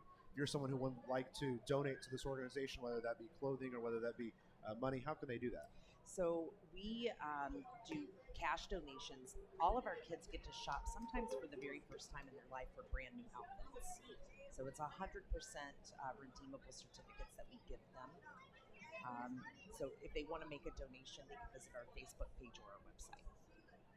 And then if there are people out there who might be wanting to participate in this organization and be able to redeem those, who do they contact to get involved with that? The parents just need to contact the school counselor, the school nurse, in some cases, whoever is in charge of administering, even the school lunch program. They'll point them in the right direction. So you guys said, of course, this is an organization that's been together for a long time. Is this something that goes around mostly year-round, or are there certain parts of the year you guys really need more help in? So we fundraise all year round. Our donation cycle happens right before the cold comes. Our kids redeem their certificates beginning of October to the beginning of November. But we fundraise all year round. Another German American Bank strikeout for Austin Gossman has the first 2 men quickly down in the inning. Bring Brantley Bell to the plate now. Bell thus far 1 for 2. So you guys say you have the website they can find more information at. Where can people go whenever they would like to share the message a little bit more? You guys have social media that people can go out there and kind of get it out there to friends and family? We do. Our Facebook page is Santa Claus Club. Easy to follow us and find out what we have going on. In fact, we have a silent auction going on that's completely online, and if you visit our Facebook page, you'll be able to find the details to that. Bell quickly down early in the count here. Gossman attacking the zone early and often. It's one of my privileges during the year to get to talk to a lot of different not-for-profits, and of course I always want to hear what's it like to get to participate in an Otters game and come hang out here at Bosse Field. Well, the weather is amazing, and the Otters are winning, so it could not possibly be a better night for us. Yeah, it's been nice to finally have a night that there's no rain and there's no heat and kind of all work together tonight. And there's a huge crowd here, and it's really great to see. I mean, if you didn't get to come out tonight, come out and watch them tomorrow. It's going to be another beautiful day. Now, of course, I know it's not as common here at Bosse Field, but there's some people probably in the audience that might have us in their ear listening as well. If they'd like to get a hold of you guys still tonight, can they still do that? They can. We still have a booth set up out front that has all of our silent auction items, and there is a donation area there where they can make a donation. And you can also find them online and on their Facebook page at Santa Claus Club, a great organization, not just in the Evansville area, but also the surrounding markets. Where do you guys go from here now? Of course, you guys have been going for a lot of years, helping a lot of kids. What's the next goal for the organization? Really, the goal for the organization is to be able to clothe more and more children, to really expand our reach, because the need is just getting greater and greater. In particular, post-COVID, the need is just, it's grown enormously. Third baseman. Where is your guys' home base, I guess, if you will? So we have very low overhead. Tony Wolf of Wolf's Auction is the president of Santa Claus Club, and we either have our meetings at his location or we have our meetings at Evansville Kia. So I've asked, of course, how people can donate money. What if someone wants to donate some time? Is that something people can do as well? Absolutely. They can just contact us by email. Kelly Hope is our secretary. They can contact her. There's always volunteer opportunities. We had a lot of volunteers here this evening. Well, it's great to hear that even if it's not much, the Otters can do something to help kind of encourage people to not only get involved, but also let you guys kind of get away from the office a little bit here. We're glad to have you here at Bosse Field. We are very appreciative of being here. Brantley Bell got himself a 2-out walk, and it brings up Pavin Parks, who, of course, so far in this series has already made the Otters pay a 2-run home run last night. Also, Gossman is trying to sneak himself out of this inning. But a quick 3-0 count has the count in favor of Pavin. Still no bullpen work on either side. Nice to see for the Otters that they're able to get a starter going far into this game. Here in the last couple of days of July, hard to believe that just like that we're already in the closing stages of not only the summer but also the season.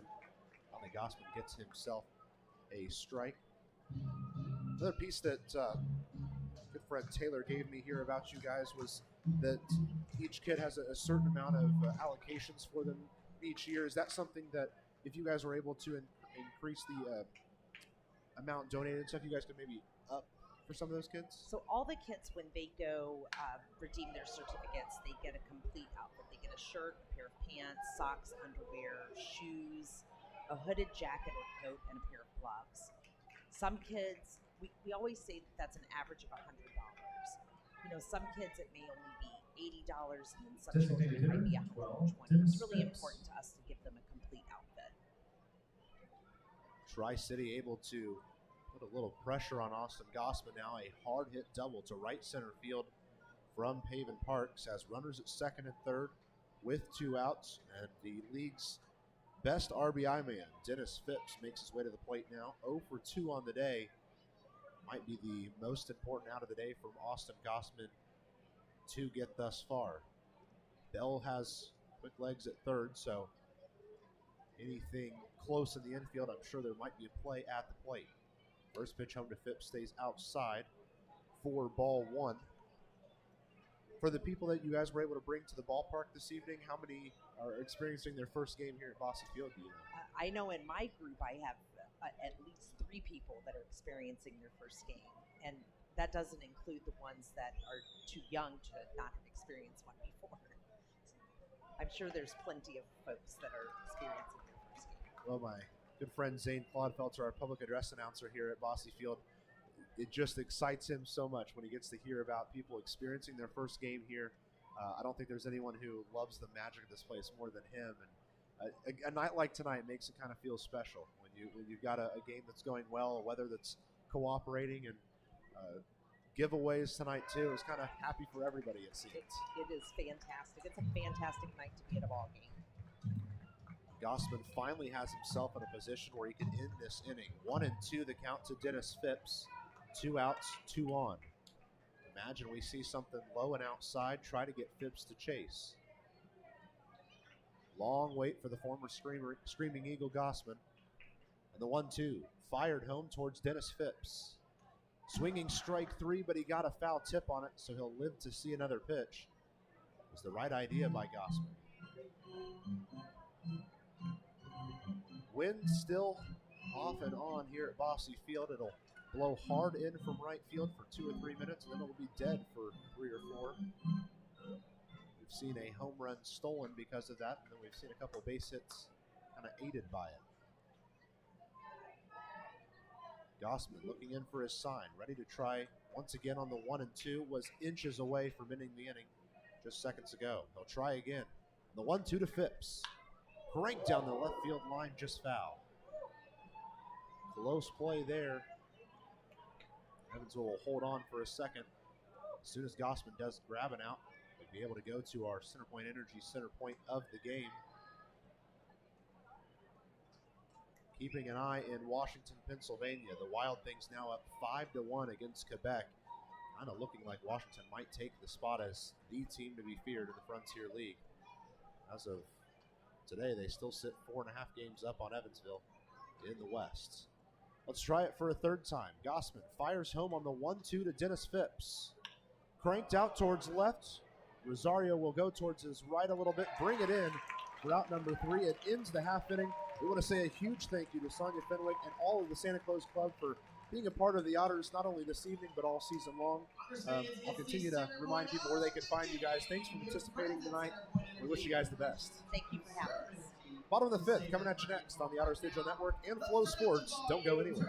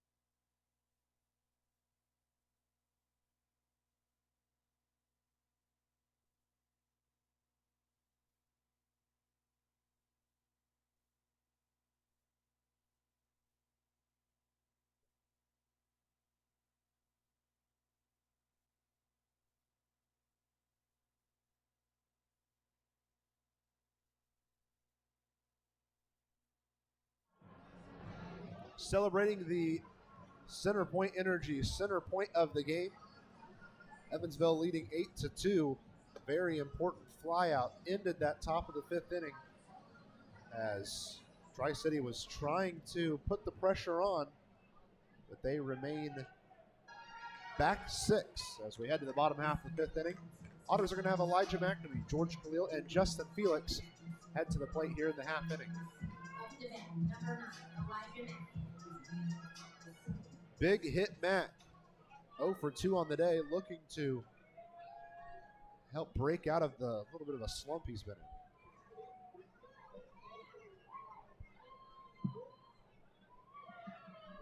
First pitch home to Elijah McNamee. Big hanging curve, stayed inside. It never really got the big bite to it. And it's ball 1. still the starters going in this one, and it doesn't seem that either has any intentions of leaving the game. Both bullpens remain empty. Swinging strike one evens the count up for Elijah McNamee. 1 ball, 1 strike now. I want to say another thank you to Sonia Fenwick for joining me here on the broadcast, talking about the Santa Claus Club here in the Evansville area, helping clothe kids in the Evansville area for over 75 years. They serve almost 2,600 kids a year. You can be a part of it by donating your time or money. Go to Santa Claus Club on Facebook to get more information. 2-1 to McNamee. Sent chopping towards the third baseman Parks. He'll play it on 2 hops. And the ball will win the battle to first for out number 1. George Khalil, the Australian shortstop, has struck out twice today. He's looking for a little boost of confidence to pop back on the hitting side of things.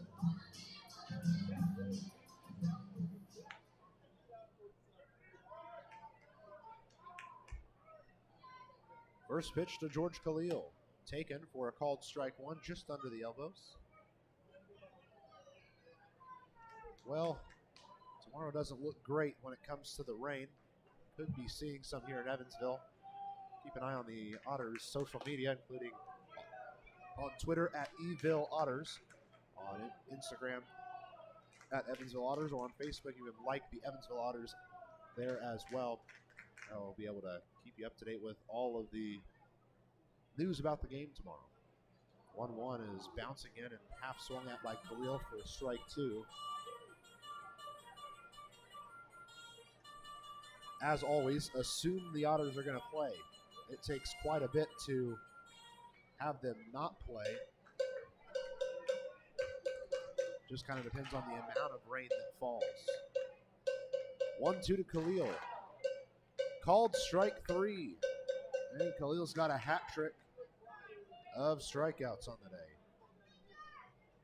And it's now 7 for Jose Cruz this evening. Justin Felix making his way to the plate now, with 2 outs and nobody on. Felix is 0 for 2, a strikeout looking and a flyout so far in the game. We've gone final in Lake Erie. The Crushers win 4-2 against New Jersey. The Crushers stay hot. Lake Erie is playing some really good baseball right now, and the Otters have to go there to Avon this week. First pitch to Felix, catches him on the left shoulder. He'll head to first for free, and that's going to bring Andy Armstrong to the plate.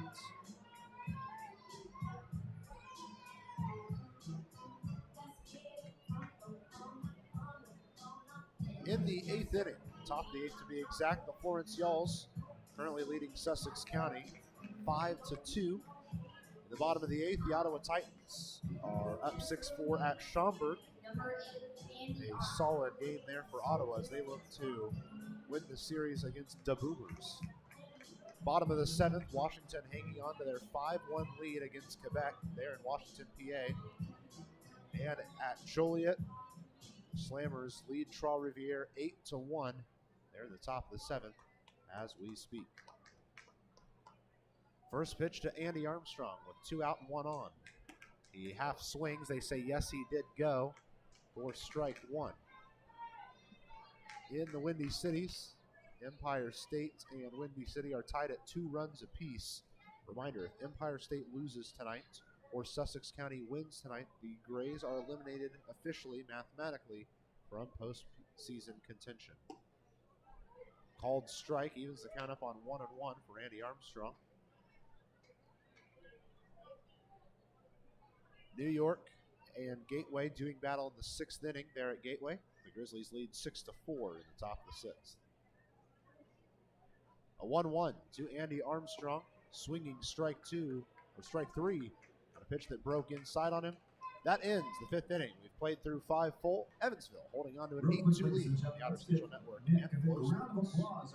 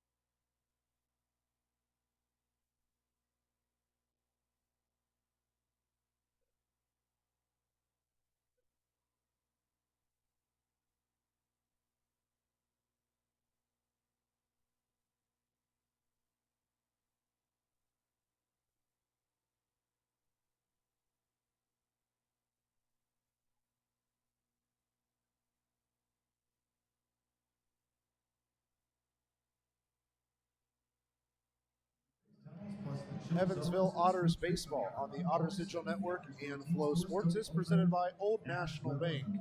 Your bank for Evansville. Your bank Leading for off, life. first baseman 48, Brad Zunica.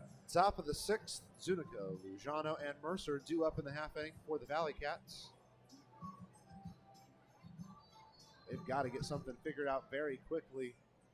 Yes, they're a team that can put a lot of runs up quickly, but they certainly do not want to save it all for the later innings. Especially if the Otters are up, it means that you might have to see Logan Sawyer, who is one of the hardest men to get runs, let alone hits, in the entire Frontier League. Ball hit sharply at Armstrong at second. He'll play it over to first simply for out number one. I say simply because Andy Armstrong makes some of those plays look so easy there at second. Right fielder 8, Jesus Lujano. Jesus Lujano makes his way to the plate, 1 for 2 with a single back in the fourth inning. He was stranded at first, however.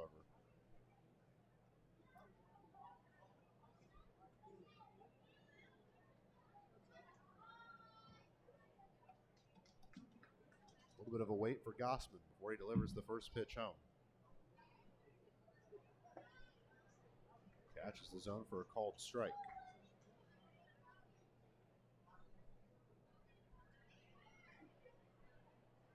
Lujano at the plate with 1 out and nobody on. Ball hit sharply to the left side. Davis is trying to run after it in foul territory, but he will run out of room. It will land in the left field party area.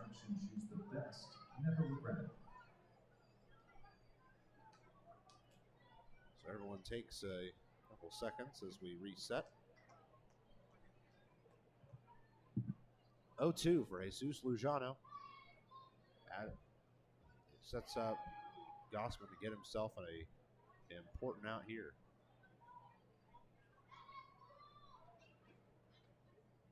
The 0-2 to Jesus Lujano. Just missing on the outside edge is Austin Gossman. Did work a lot further over than I originally thought it did once I saw the replay of it. It's hard to tell some of the movement from this press box, but our center field camera shows it very well. The 1-2, swinging strike 3, and it's a German American Bank strikeout, the 6th for Austin Gossman. German American Bank strikeouts. 2 up, 2 down here to start the 6th inning, and that brings up the second baseman Chase Mercer. 1 for 2 in the game for him, a single and a strikeout. He came around to score after the single.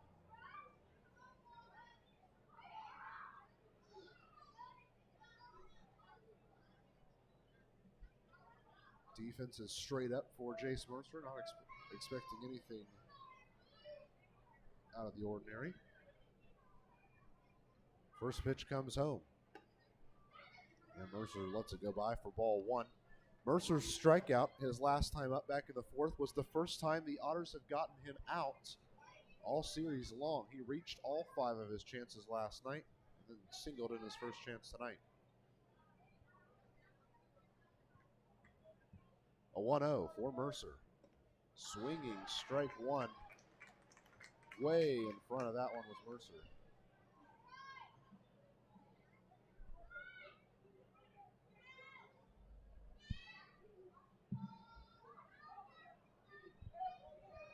Otters have done well to manage this game, and despite one error that made things a little difficult on Gossman back in the 3rd, he's been very in control of this game.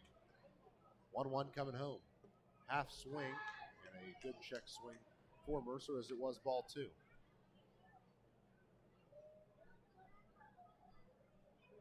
Now, of course, if you're watching on Flow Sports or following along on the live stats, you would notice that Austin Gossman is right at 90 pitches now, getting closer and closer to that triple-digit line. Not to fear, though, as he has gone well into the hundreds in his last couple of outings. 121 at Schaumburg, though he did pitch 9 full innings in that game. Ball popped high in the infield. Davis is underneath it in fair territory, and it falls out of his glove. And reaching all the way to second is Mercer on the error.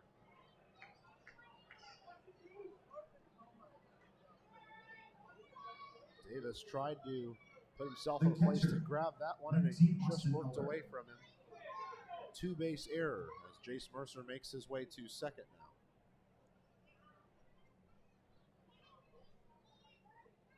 So Austin Elder makes his way to the plate. 0 for 2 on the day is Austin Elder. Both of them unassisted plays by Biermann at first. First pitch home to Austin Elder. Stays outside, ball 1. Well, it's now Mercer out there at second due to the error. Big chance for Tri-City to try chipping away towards this lead.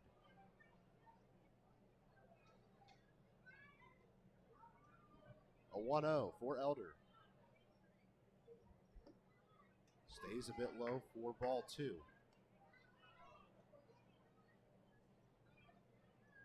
Evansville hits the road after this series ends. Of course, they've got one more game tomorrow night.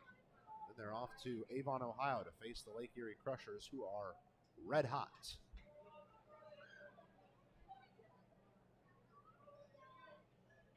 Two balls, no strikes to Elder.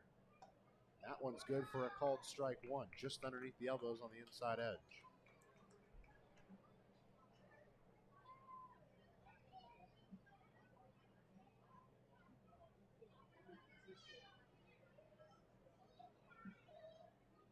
Gossman taking his time up on the bump. Looks back towards second, the 2-1. Hit sharply towards Biermann. Comes in and out of his glove, and he's going to go step on first himself for out number 3. And a 2-out error will not come back to hurt the Otters at all.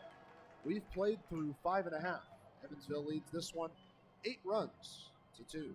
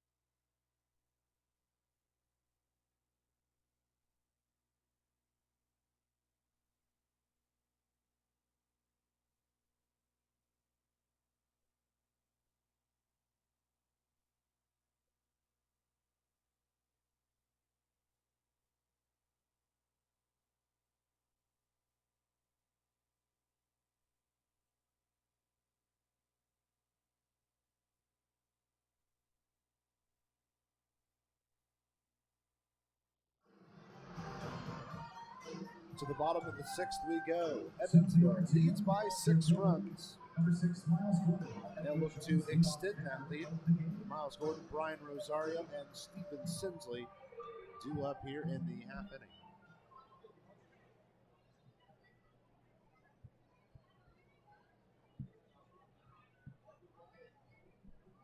First pitch home is low for ball 1 for Miles Gordon, who's reached all 3 times, 2 walks, and a double so far in this game.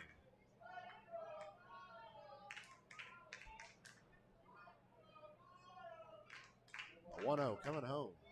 Gordon skies it off foul to the left side. Parks chasing after it in foul territory at the wall. Brings it in for out number 1. First time that Tri-City's been able to retire Miles Gordon on the day. And I totally forgot to mention that because of Miles Gordon's double there in the 4th, his hit streak has reached 12. He is 1 shy of the team high this season. Currently the team high this year for hitting streaks belongs to Dakota Phillips. Apologies, I actually had that wrong. He's now tied Dakota Phillips's, and he's one off the season high. You can get one tomorrow night, or tomorrow evening. Miles Gordon would have the Otters' longest this season. First pitch to Rosario's fouled off to the left side. Looks like we are getting a man starting to warm up for the ValleyCats. Looks like Jake Dexter. If it is indeed Dexter, he appeared in last night's game as well. 0-1 to Rosario. Low inside, ball one. Count evens up.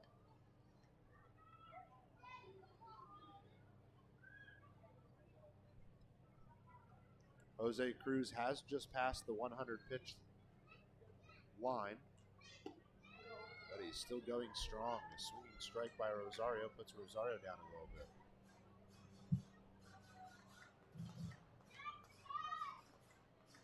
So a little bit of a wait now before it could be a payoff pitch for Rosario. 1-2, sent down the first base line right into the glove of Sunica. He'll step on first himself, and that is out number 2 in the inning. 3 unassisted, and that ends the perfect day for Rosario. He was 3 for 3 beforehand. Now brings in Steven Sinsley, who has a walk, an RBI single, and an RBI double in the game. Designated hitter 21, Steven Sinsley.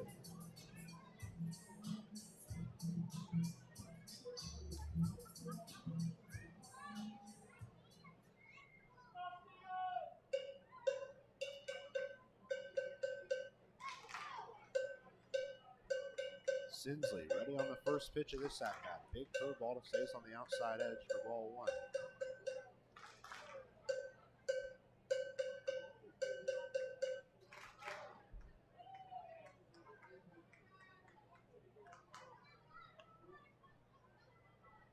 One ball, no strikes to Steven Sinsley. Ball bounces in on the inside edge for ball two.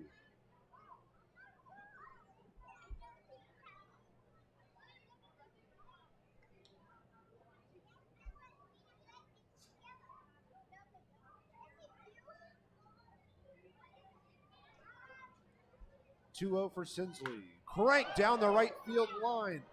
Gone if it's fair, but it does look like it's holding on a foul line. It is for strike one. Sinsley turned on that one quick.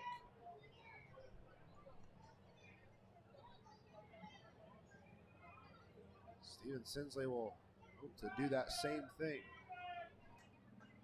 Got to keep it fair this time, though. 2 balls, 1 strike. And he calls time. Big smile from Sinsley as he steps out. Good to see a couple of Otters pick up multi-hit games already in this game just to kind of get themselves on the right side of things. 2-1. Stays high for ball 3. Of the Otters' 9 hits, though, only one of them comes outside of the top 4, and that's one is to Zach Biermann. Gordon has 1, Rosario has 3, Sinsley has 2, and Davis has 2. A 3-1 to Sinsley. Stays low, ball 4. It's his second walk of the day. Sidewalk, cafe, and bar. The only strike for Sinsley was his rocket shot down the right field line, but foul. So with 2 outs and a runner on first, J.R. Davis makes his way to the plate. Third baseman number 2, J.R. Davis. Davis's last time up, there was 2 outs on the board and a runner in scoring position. He brought him home with an RBI single. He'd need something to get Sinsley into scoring position for this to be the same.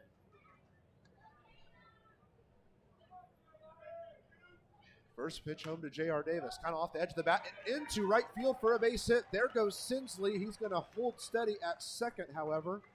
Throw goes a bit errant, but there's runners at first and second, now with 2 outs.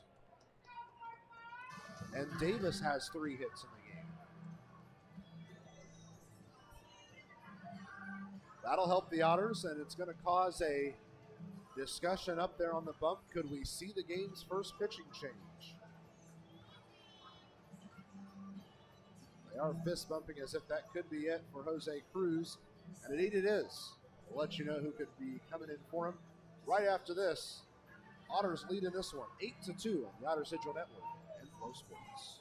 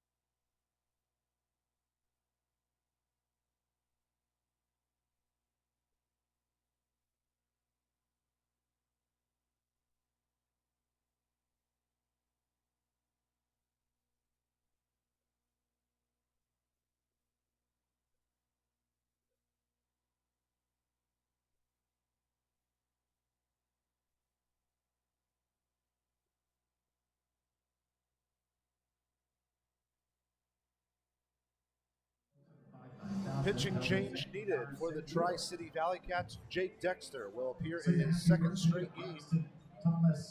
Dexter stands up at 6-2 up there on the bump. 25th appearance on the season. ERA nearing 7. This call to the bullpen is presented by our friends at Business Communication Solutions. Contact BCS for all your business solution needs. Dexter on the mound, Elder behind the plate. That pitcher catcher battery is sponsored by the Answer Auto Repair East. Find all your battery needs at the Answer Auto Repair East, located at 2319 North Green River Road, or give them a call at 812-475-9000. Let them know that my good friend Zane Clodfelter sent you. First baseman, 45, Zach Biermann. Zach Biermann will be the first one to face Jake Dexter. He's got 2 runners on and 2 outs. Boy, would this be a great time for a beer bomb.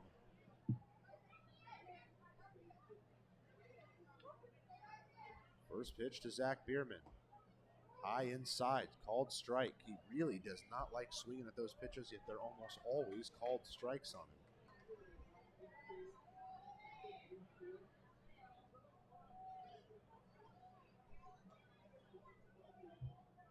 0-1 to Zach Biermann. 2 runners on, 2 runners out. The 0-1. Cranked out towards right field. Lujano just steps back a few and grabs it for out number 3. Hard hit for Biermann, but it's right at the man. We've played through 6 full innings. Otters are holding steady to an 8-2 lead.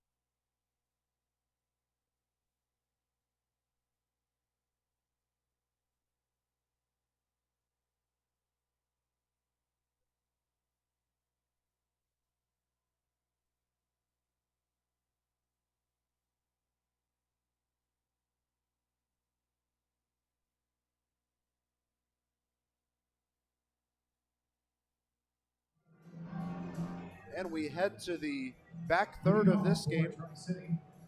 9-1-2 due up for Tri-City. Mitch Piotnik, followed by Cito Culver and Brantley Bell. These three have had some success here and there.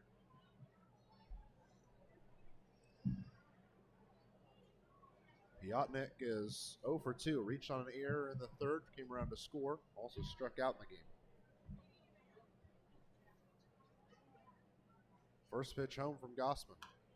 Off the foot, right back up the middle, but because it was fouled off the foot, it is just just strike one. Piotnik had a lot behind that one, driving it right back into the foot. Gossman and the home plate umpire, James Purnell, share a few words. I think all of it just to help buy time for Piotnik to catch his breath.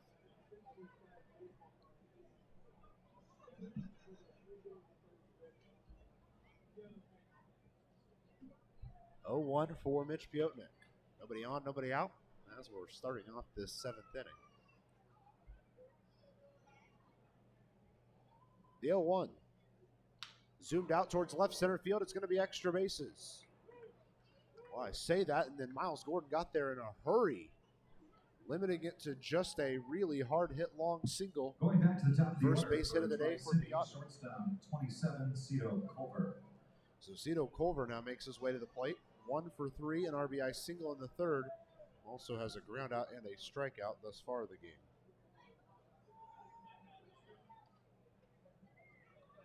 I have to say, I'm a bit bummed at the results of the TBT basketball tournament today. My Wichita State Aftershocks couldn't quite get it done. I believe they lost by 3. Still great to see them have as much success as they did. Hard hit single into right field. Runners will advance to first and second here with no outs. Wonder if we see an Otter start to warm up now as their back-to-back hits start off the 7th. Left fielder 9, Brantley Bell. We head to the most dangerous part of this lineup. Brantley Bell, Paven Parks, and Dennis Phipps due up. For as many RBIs as Phipps has this season, it surprises me that he has been as inconsistent in this series as he has. Only has 1 RBI. It was on a bases-loaded walk. Other than that, he doesn't have any hits in this series. Brantley Bell makes his way to the plate. 1 for 2 in the game. RBI single, strikeout, and walk. Pitch comes home for a called strike. Jacob Bowles is the man that pops up and looks like he's going to start throwing for the Otters. That'd be my pick, 100%. If you need him in this inning, you can run Bowles potentially innings 7 and 8. Unless you wanted to maybe have Gallardo come in the 8th, but then you set Sawyer up for the 9th. 0-1. Called, strike 2. Looks like both Bowles and Gallardo are going to get up over there. They're not going to both throw, but they're both going to be available to throw. That way, no matter what the scenario held, I guess. And after all of that excitement, it's Gallardo who actually starts the throw. 0-2 to Bell. Outside, ball 1. So potentially we could be seeing Gallardo, if he was needed in this inning, go 7 and 8. There's a view of the Corona patio deck out there in right center field. Great place to watch a game, and it could be yours. Just give a call to our front office at 812-435-8686. A 1-2 to Brantley Bell. Sent foul to the left side. Well foul, well out of play. Counts at 1 and 2.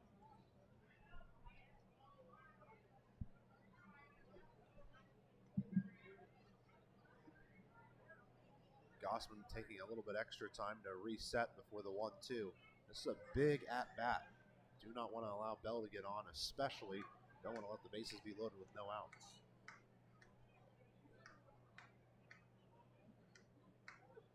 Bell's ready at the plate for the 1-2.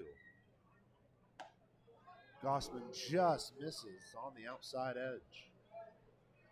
High quality pitch there. Felix did good work to try to bring it a little bit closer. Maybe that frame did a little too much.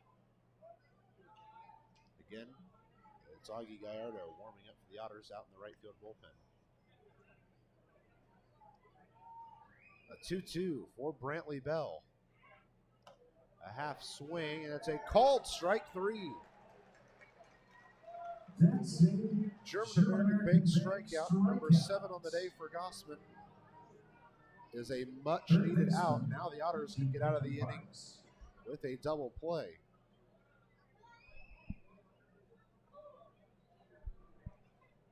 Paven Parks, who's 1 for 3 in the game, heads to the plate now. Dangerous hitter.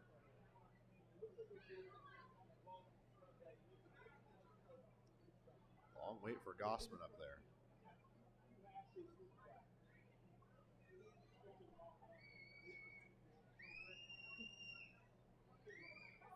And Parks is going to call time before any pitch can come home.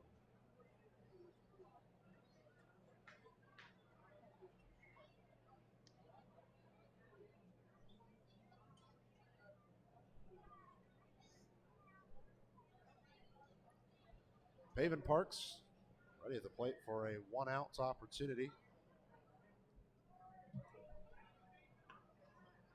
And it's outside ball 1 to kick off the at-bat.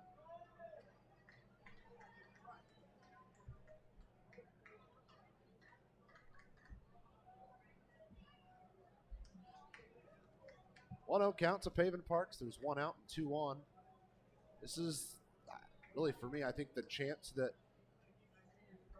Tri-City has to take if they want to come back in this ballgame. If they're going to do it, it has to happen in this inning or the eighth inning, because anything more than really a 2 or 3 run advantage is going to be too far to overcome if we have the Logan Sawyer come out that everyone kind of expects. Of course, we're not going to see Logan Sawyer if the game remains a 6-run advantage for the Otters. It would only be if it got down to, maybe 4 or especially 3. But of course, we have to play it all 1 at-bat at a time. Beautiful thing about the game. 2-0 to Parks. Swinging strike 1. Man, he loaded up on that swing, but it was way out in front of the off-speed. Good pitch choice there.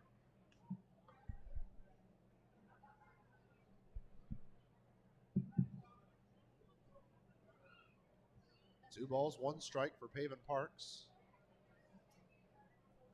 1 out and a pair of runners on. 2-1. Just missed on the outside edge. It's kind of been an inside-outside strike zone thus far with James Purnell. Not advocating that that should be called a strike. It's just been that it's been tough for some of these pitchers to carve around the zone, because it seems as if the zone has had a few adjustments here and there. 3-1. Good for a called strike. The count fills up on Paven Parks. I want to say another shout out to everyone tuning in this evening, whether it's on our audio-only free stream on our YouTube page, on the Otters Digital Network, or if you're tuning in here on Flow Sports. Whether you're a fan of Evansville or a fan of Tri-City, we're just happy you're joining us. From historic Bosse Field, the ball is fouled off to the right side. For those who might not have known, Bosse Field, the 3rd oldest ballpark in the country, right behind Fenway and Wrigley. Yeah, not bad company to be in. The place has seen a lot. Otters are hoping that it sees a playoff team, a playoff run, and hopefully a Frontier League championship this year. 3-2, just missed on the outside edge. It's a walk that loads the bases with 1 out.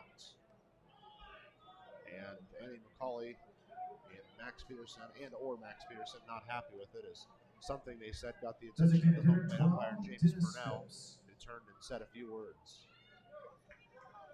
And Max Peterson is going to go out and have a chat. Could be the end of Austin Gossman's day. If so, it's been a very good day for him. Augie Gallardo is the man that's been warming up out there in right. Still no indication, so it Looks like we might be sticking with Gossman. With the strength that this defense has, ball put just right here in the I'd infield. like to give the big Bossy Field welcome to double play the Otters out of the inning. Adcock. We're at Bossy Field all the way from the great state of Michigan. At least that's what I hear. Dan and Cheryl Adcock all the way from beautiful Michigan. Great to have you with us here. Dennis Phipps is the man to up. And tell you what, there really could not be a worse person up for the Otters or a better person up for Tri-City. He drives in runs. He does it consistently. He usually does it in bunches as well. And this is a huge opportunity for Tri-City. One of the biggest at-bats Gossman's faced all season long.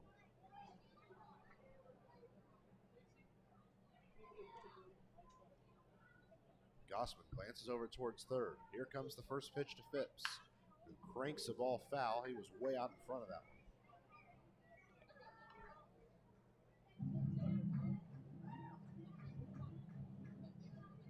So we'll try again on the 0-1.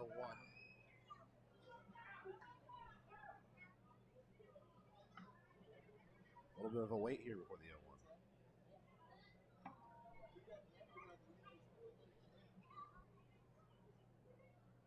An 0-1 to Dennis Phipps. Called strike two, and Phipps is beside himself. Sets up a huge last potential pitch here for Gossman in the at-bat, where he could snag a very important out. The 0-2 to Phipps. Launched out to left field. There goes Rosario to the wall. It's gone. 4 runs for Tri-City, and this is a brand new ball game. If there was someone who was going to do it, he was going to be the one. A grand slam for Dennis Phipps. And Tri-City is within 2 here in the top of the 7th.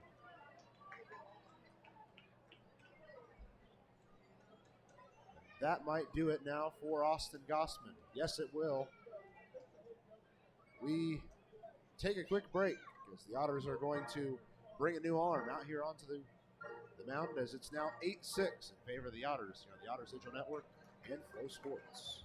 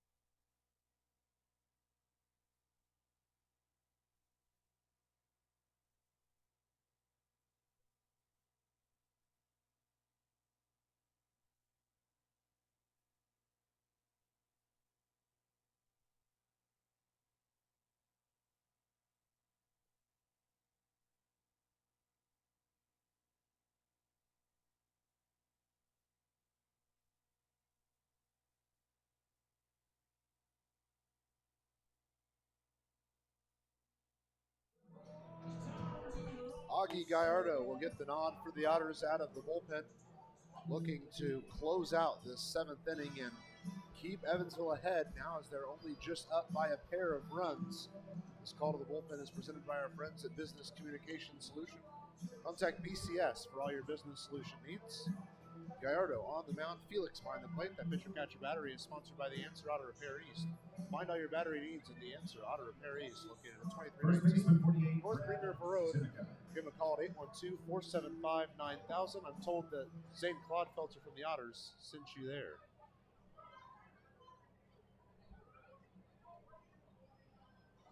Brad Zunica going to be the first one Gallardo faces. One out, now nobody on after the grand slam from Dennis Phipps. First pitch is a called strike on the high outside corner.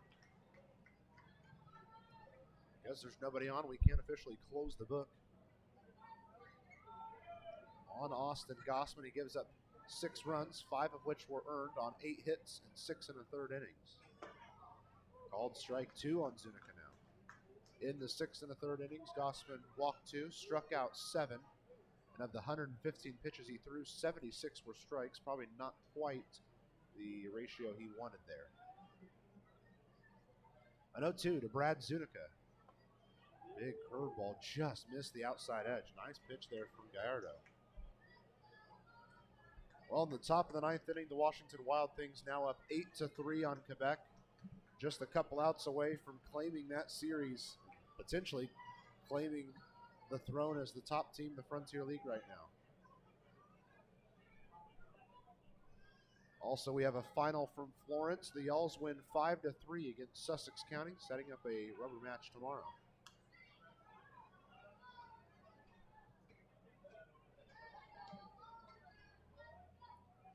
Ottawa defeated Schaumburg 6-4, and because of it, Ottawa wins the series. It's an important road win for Ottawa. Trois-Rivières currently trails at Joliet 11-2 in the top of the 9th inning. Lots of work for the Eagles right now. Big curveball again. A called strike 3 on the outside corner.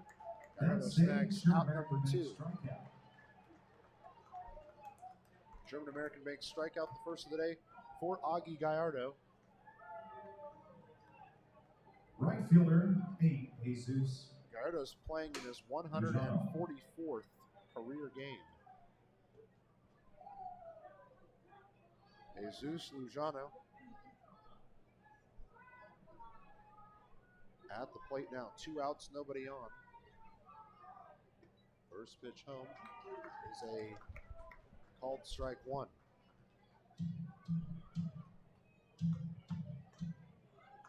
Elsewhere in the league, Empire State's closing in on back-to-back wins. After the count goes over to 1-1.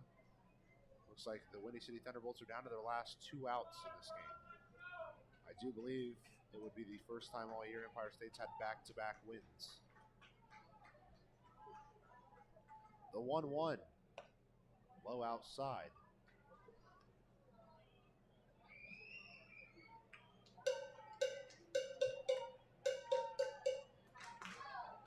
2 on the count now for Lujano.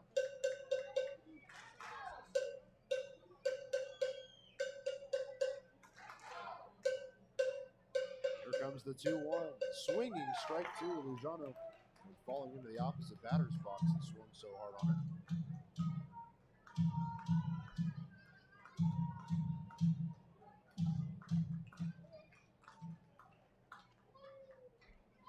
Two balls, 2 strikes to Lujano with 2 outs and the bases empty.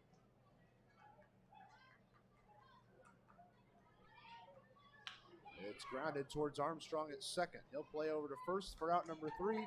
Otters are finally able to get out of this top of the 7th, but a grand slam from Dennis Phipps have Tri-City within striking zone. Just a 2-run advantage now for the Otters.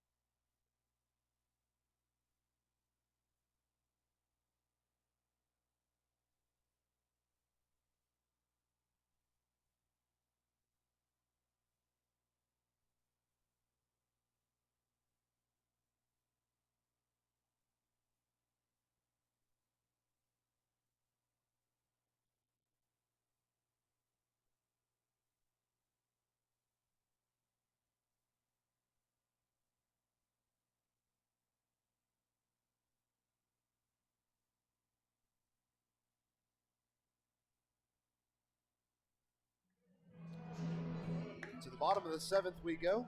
We've stood up and stretched here from historic Bosse Field. Hope you did the same wherever you're listening from.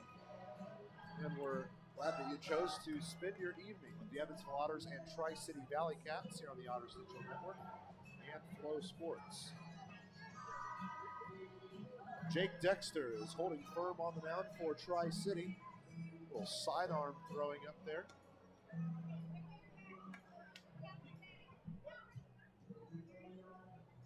Evansville's looking for insurance at this point. Gave up the grand slam and is now going to have to be a little more methodical of how this 8th and 9th inning go for them. Almost surely we're going to see Logan Sawyer now in the 9th inning. Try to give Evansville this win. And then who will try to grab the insurance are McNamee, Khalil, and Felix, who have combined for no base hits. If one of them can get on, Andy Armstrong's due up 4th. He is the other Otter without a hit. First pitch home to McNamee. Cranked down the third base line, just barely grabbed by Parks. Over to first, and they'll tag McNamee out for out number 1. That's going to be 5-3 on the putout. Shortstop, 28, George Khalil. And George Khalil makes his way to the plate now.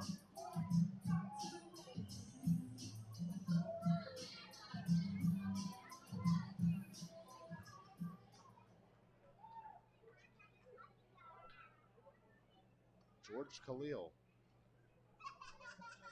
Ready at the plate. It's a first pitch strike to him. Khalil's 0 for 3 with 3 strikeouts.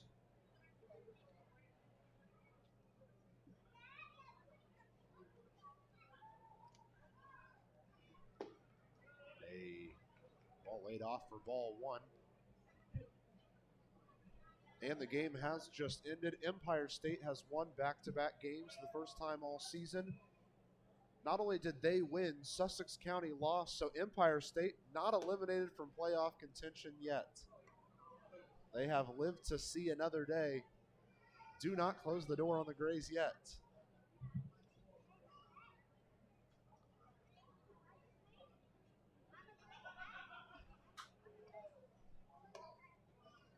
Khalil lets a pitch come home for ball 2, and the count evens up at 2-2.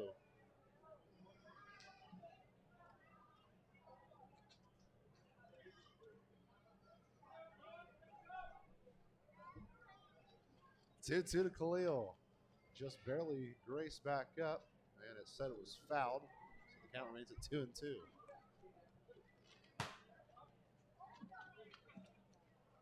One out, bases empty here in the bottom of the 7th. Otters trying to hang on to their 2-run lead over the Tri-City ValleyCats.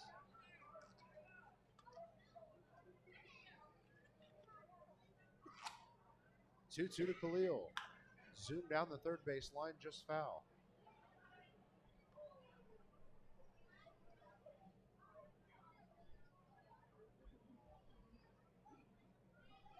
One out, nobody on here. George Khalil trying to be the man that starts the bus. Ball stays high. He's going to have himself a chance on a full count.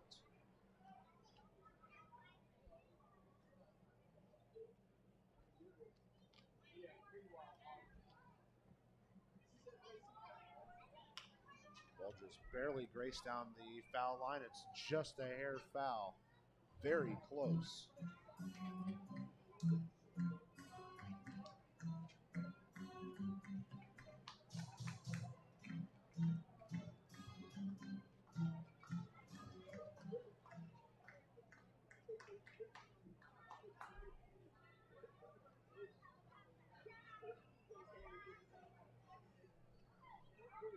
The 3-2 to Khalil. Swinging strike 3. And it's the unfortunate golden sombrero for George Khalil. First strikeout of the day for Jake Dexter. The catcher, number 5, Justin Felix.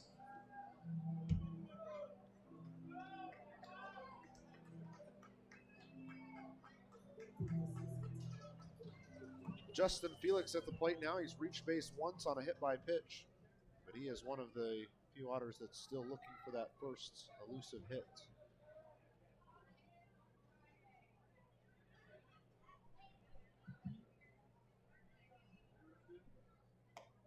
First pitch comes home for a called strike on Justin Felix.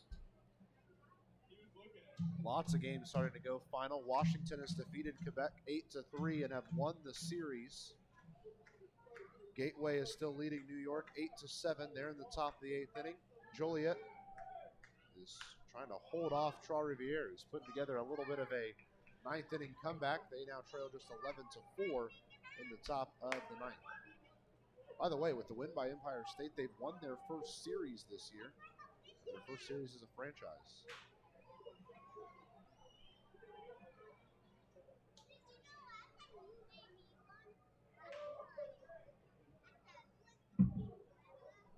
An 0-2 to Felix. Outside, ball 1.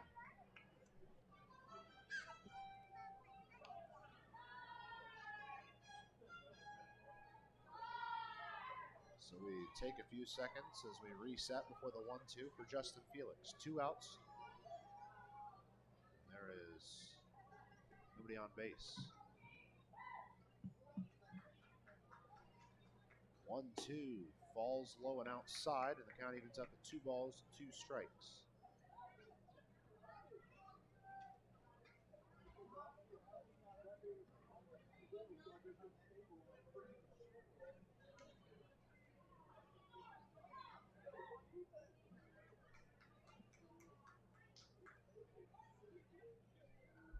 Two-two, zoomed out to left center field.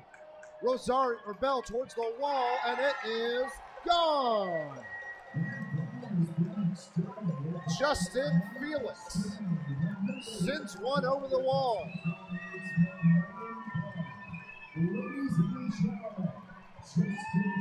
Big time home run for the catcher Felix. And Evansville retakes a 3-run lead.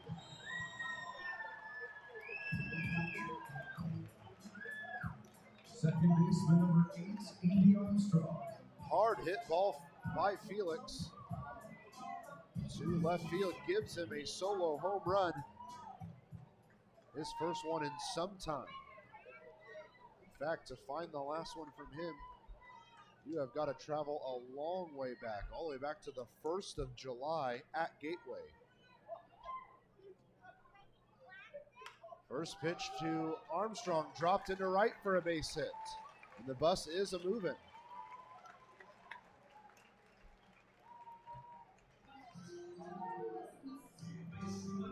First hit of the day for Armstrong. McNamee and Khalil are now the only 2 without base hits in the game. Otters are spreading the wealth. A pitching change going to be needed by Tri-City. A man will start to get up and throw. As Jake Dexter is starting to see things fall apart.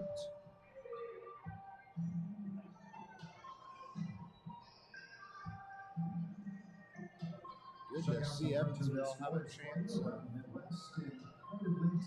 grabbing some powerful hits now. Putting hits together earlier in the game, and it's finally a game where they put multiple pieces together to give themselves a chance to win. Games in progress include Joliet on top of 3 Rivers 11-4 in the 9th. The Empire State Rays winning again 3-2. That's a 2-game winning streak. One other score. Trois-Rivières still trailing 11-4 at Joliet, trying to hang alive here at the top of the 9th inning. The Eagles have scored 3 here at this top of the 9th, and the 3rd out's just been recorded. The Eagles are going to fall in that one 11-4. They're going to have a rubber match there in Joliet tomorrow. Miles Gordon, the Edward Jones leadoff hitter of the game, starts off with ball 1. Now the 1-0, heads home towards him for a called strike 2.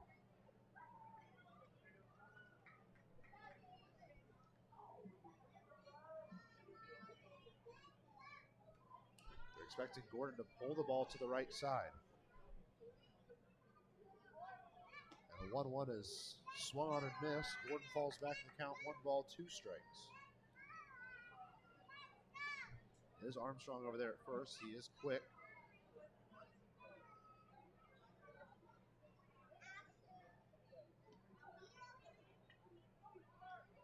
1-2, sent to the right side. Armstrong was in motion.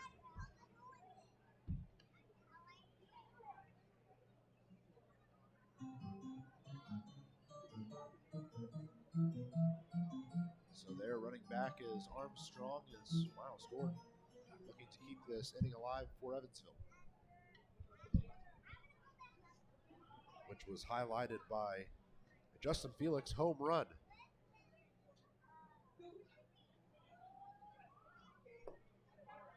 Ball stays low and got evens up at 2-2.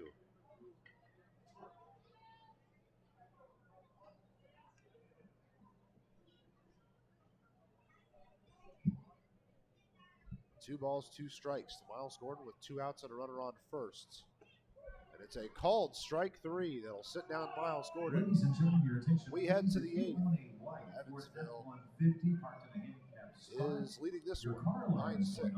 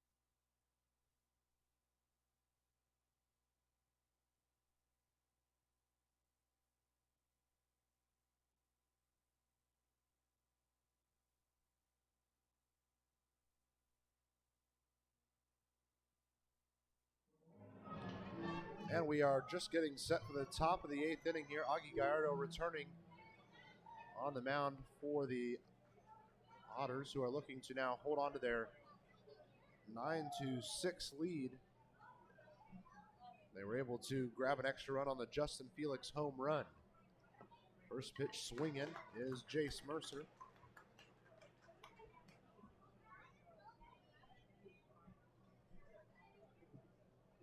Mercer so far in the game is 1 for 3, a single, a strikeout, and he reached on an error back in the 6th. 0-1 to him. Just missing is Gallardo low and away.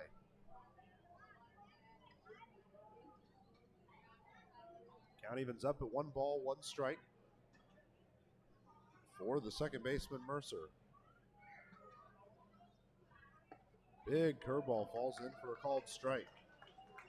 That's a beautiful pitch there from Gallardo. Puts on the turn signal and zooms its way in. Gallardo also has a unreal slider with a spin rate of about 3,500, which is, well, to put it blatantly, is pretty good. It's very quick, and a lot of major leaguers don't even have sliders with spin rates that hard. The problem is it is difficult for Gallardo to control sometimes. That's been his biggest hurt from it.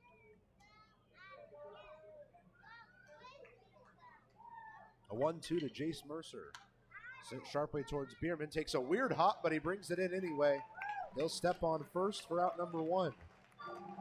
Just about got past him.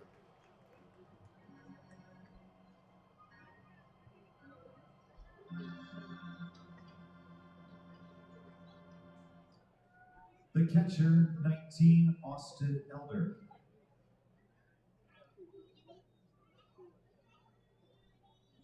So the catcher, Austin Elder, makes his way to the plate. 0 for 3 so far. First pitch is a strike on the low outside corner.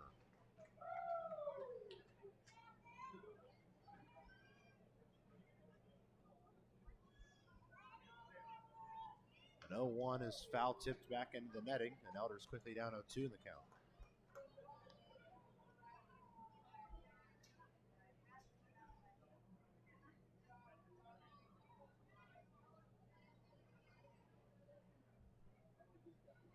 No balls, 2 strikes for the catcher, Austin Elder. Nobody on and 1 out here in the top of the 8th inning. It's put on a line towards Khalil. Takes a weird hop. He grabs it. The throw to first. Is it in time? My goodness. George Khalil. Need I say more? Ball takes a crazy hop on him. Still brings it in. Still throws the man out on his way to first.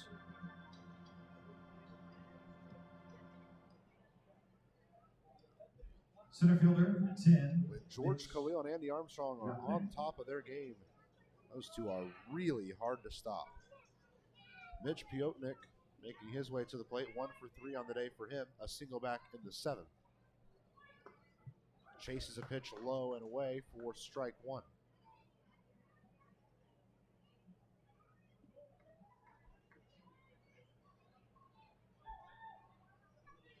Oh, 1, put right back up the middle. Armstrong gets over to it. The throw over is just a little late. Had a bit of a late exchange, and it'll be a base hit for Piotnik, his second of the day. Back to the top of the order, shortstop, 27, Cito Colmer.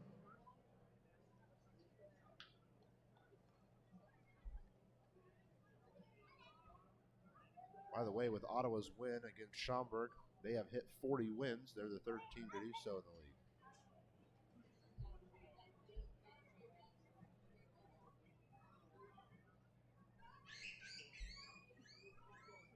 First pitch to Cito Culver. Stays in the zone for a called strike 1.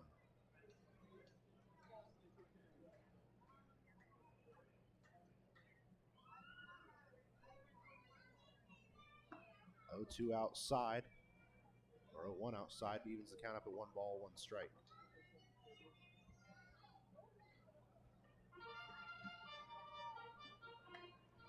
One ball, 1 strike to Culver.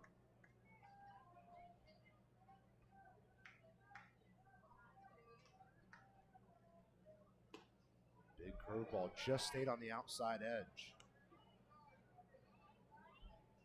Very close there, but Gallardo couldn't quite get it to break enough in.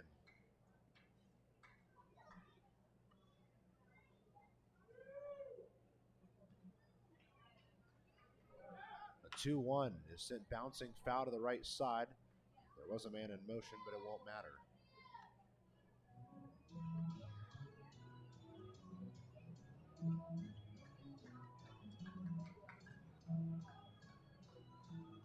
So taking some time to reset are both Culver and Gallardo.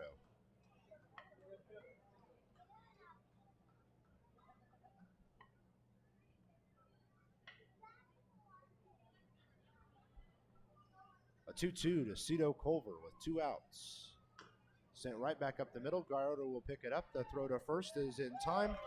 We've played 7.5. Evansville still leads by 3. We are closing in on the late stages of this one. Don't go anywhere.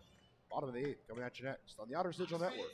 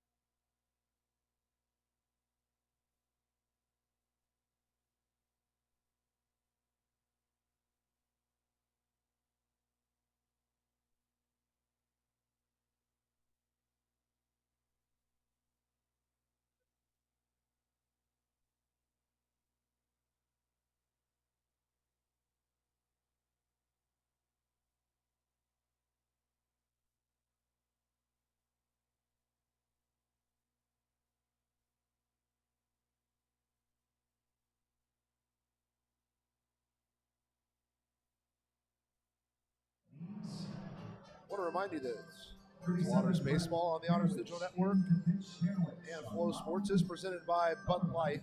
This Bud's for you. And a pitching change necessary for Tri-City. They're going to ask Brett Hanowich to enter the game. Hanowich, a 6'3" righty out of Bradenton, Florida. Played for the Trash Pandas last year.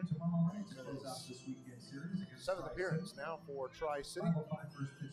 This call to the bullpen is presented by our friends at Business Communication Solutions. Contact BCS for all your business solution needs. Hanowich on the mound. Otter behind the plate. That pitcher catcher battery is sponsored by the Answer Auto Repair East. Find all your battery needs at the Answer Auto Repair East. Okay, that's 2319 North Green River Road, or give them a call at 812-475-9000. Rosario, Sinsley, and Davis are due up for the Otters. And by the way, Logan Sawyer is up and throwing for the Otters out in the right field bullpen.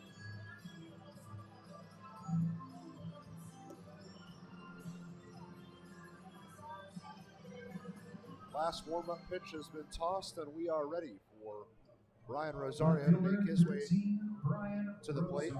Rosario's working a 3-for-4 day with 2 RBI singles, a 3rd single, and a ground out to the first baseman.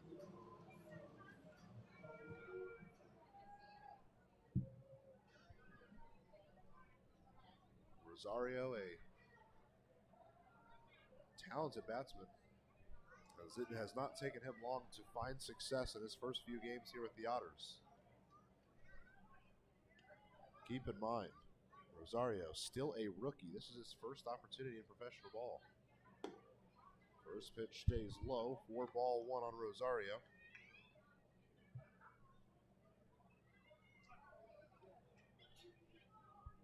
Defense is set up straight up for him with a big gap to the left side of the infield, I guess, as the shortstop is inching a little bit closer to short or to second. 1 ball, 1 strike to the left fielder, Rosario.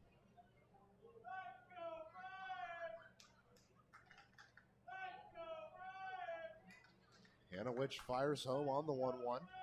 Way outside, 4-2.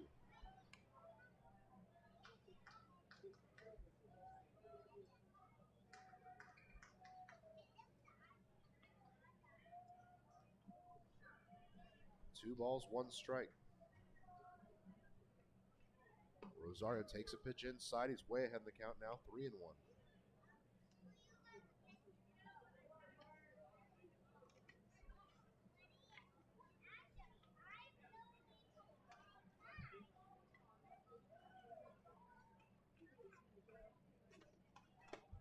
Called strike 2 on Rosario, sends the count to full.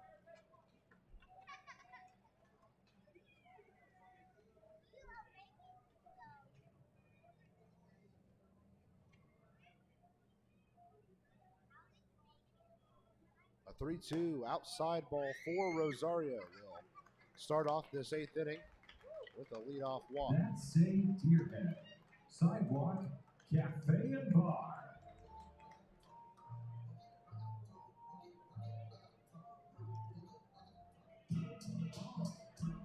Designated hitter, 21, Steven Sinsley.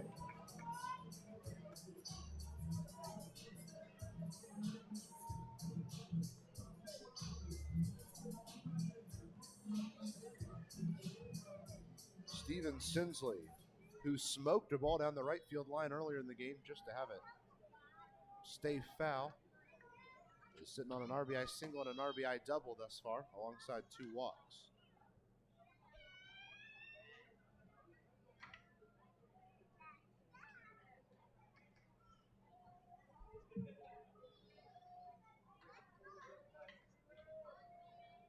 An 0-1 to Steven Sinsley. Stays outside and the count evens up.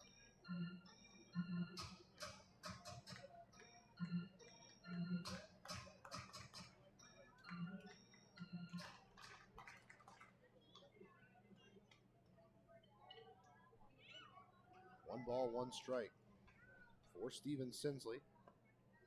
Almost gets away from the catcher Elder. He just barely keeps it in front of him on the ball 2 on the low inside corner.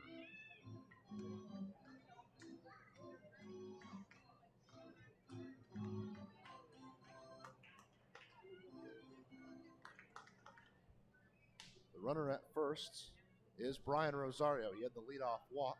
Steven Sinsley is trying to keep the line moving in the eighth. It's a called strike on the outside edge, which evens the count up at 2 balls, 2 strikes.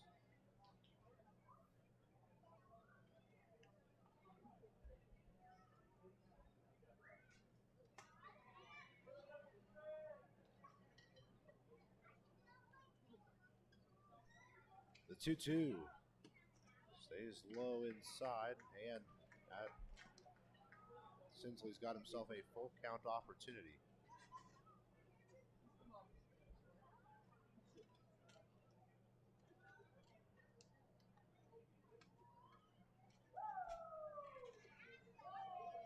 Long wait now between a couple of these pitches.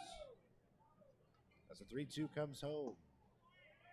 And it misses ball 4, back-to-back walks to start off this 8th inning. Have the Otters trying to, once again, keep the line moving.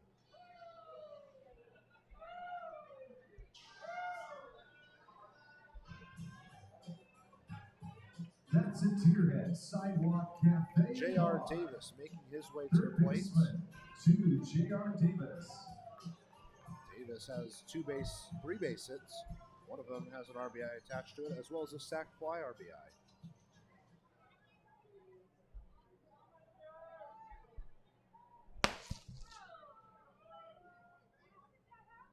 First pitch to J.R. Davis is a called strike on the high outside corner.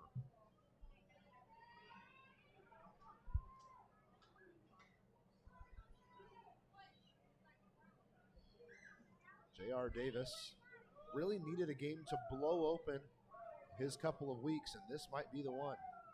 Way inside, did it catch him on the back? Not quite. He just barely got out of the way.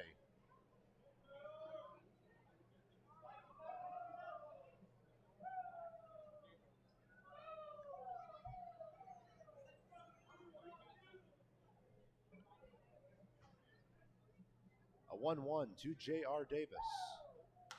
Pushed out towards right field. It's going to end up in the bullpen. Brody Tanksley will make a play on it in the bullpen.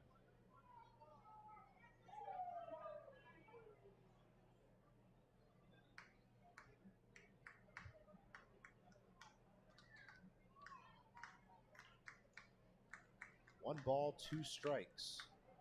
As J.R. Davis is looking to keep the line moving. It's fouled back into the netting. Eddie Armstrong makes a nice snag off of the netting. Count remains 1 ball, 2 strikes.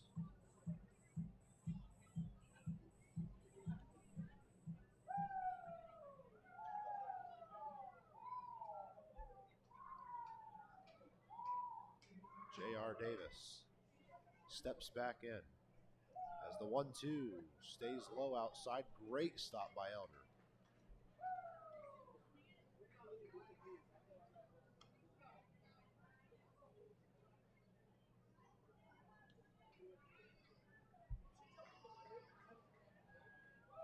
So there's a little bit of a break here between pitches.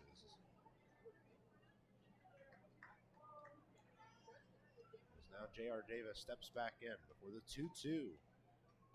A half swing, got high and inside. They say no, he did not swing around, so the count is full.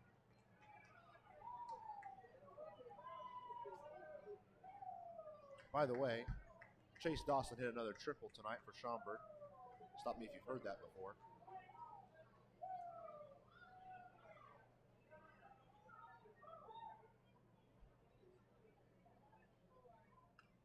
Another pitch fouled back into the netting. Again, J.R. Davis is keeping himself alive.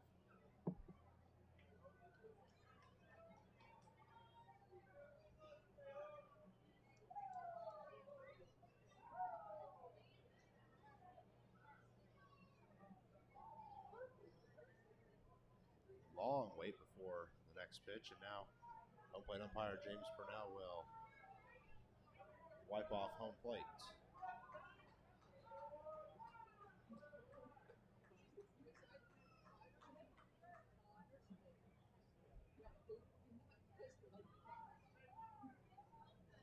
Let's try again on the 3-2 to J.R. Davis.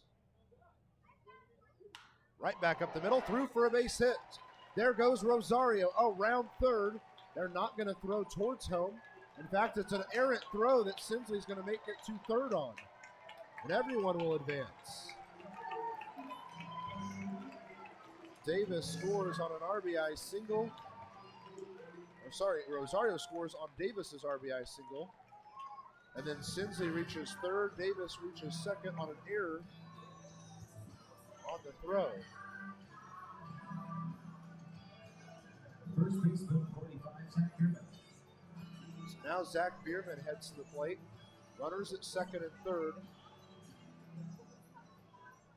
With nobody out here in the bottom of the eighth, Otters already have one run of insurance. First pitch is fouled off to the left side.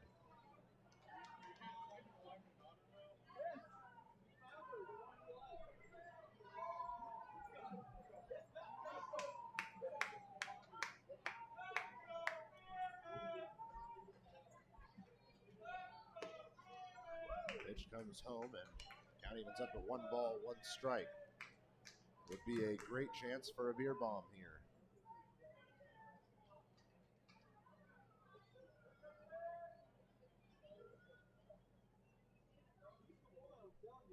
A 1-1 to Zach Biermann.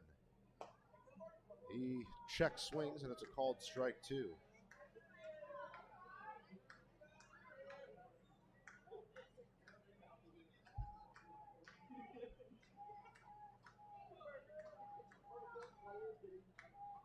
Runners at second and third, a 1-2, and Biermann fouls it back into the netting.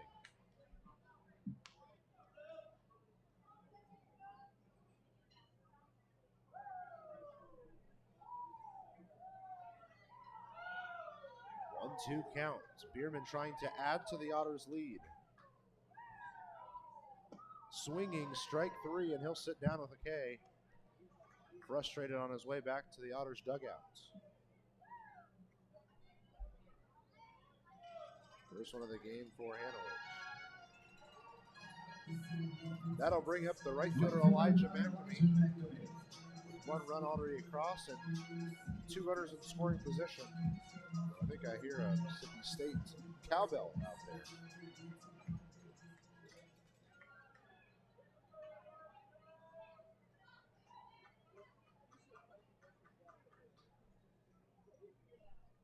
First pitch home is a called strike 1.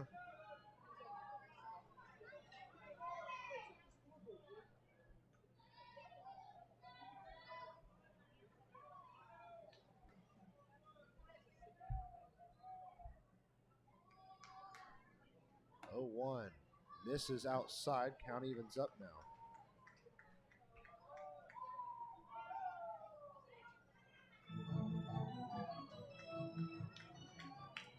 Big chance for Evansville to put this game away. 1-1 fouled back into the netting. Otters doing a good job to at least keep themselves competitive in these at-bats.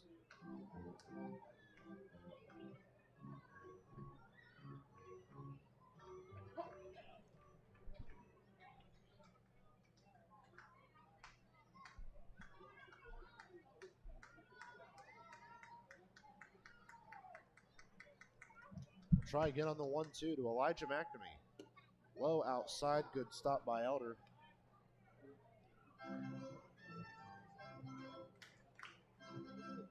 And like I mentioned, Joliet did go final, winning 11-4 against Trois-Rivières.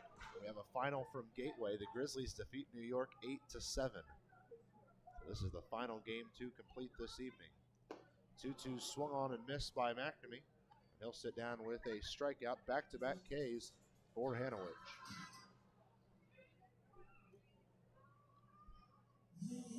That will bring up George Khalil now, who in the game has 4 strikeouts. George Khalil.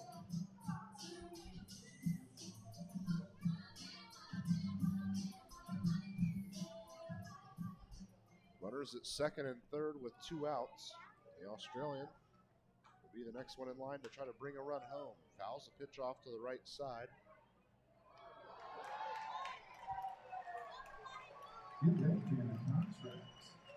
Good snag by a fan out there in the right field area.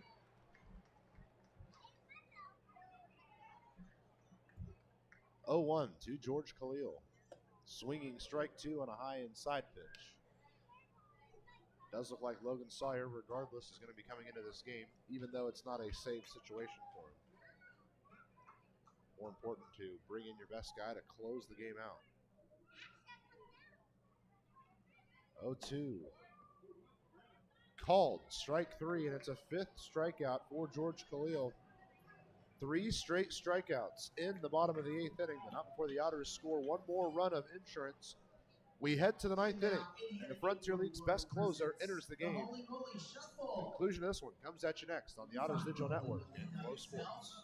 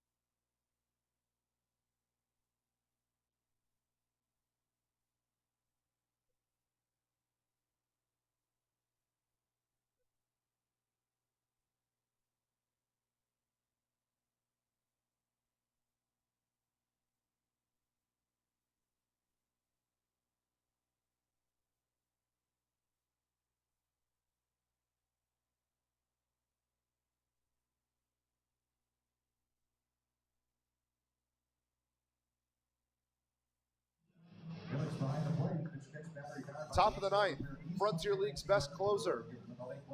You know what that means? Logan Sawyer enters the game, ready to help close this game out and give the Otters a win.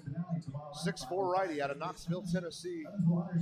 Not a save situation for him, but it works just like one. Get in there, get the outs, give the Otters the win. This call to the bullpen is presented by our friends at Business Communications Solutions.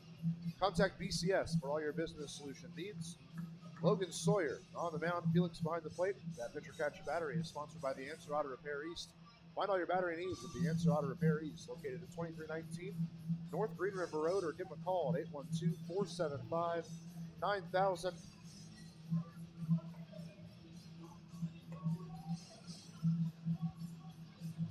Sawyer getting his last couple of tosses in. He's going to face Brantley Bell, Pavin Parks, and Dennis Phipps. The top 3 Tri-City men back to back to back to try to close this one out.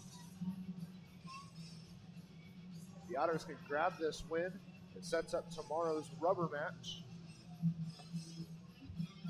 And for the Otters, it also means that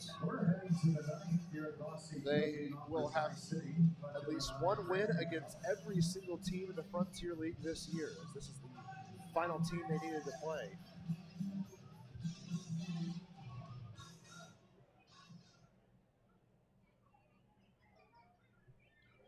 So Brantley Bell stepping in. He's ready to kick off this top of the 9th inning. Logan Sawyer ready up on the bump. First pitch comes home. Low outside, ball 1.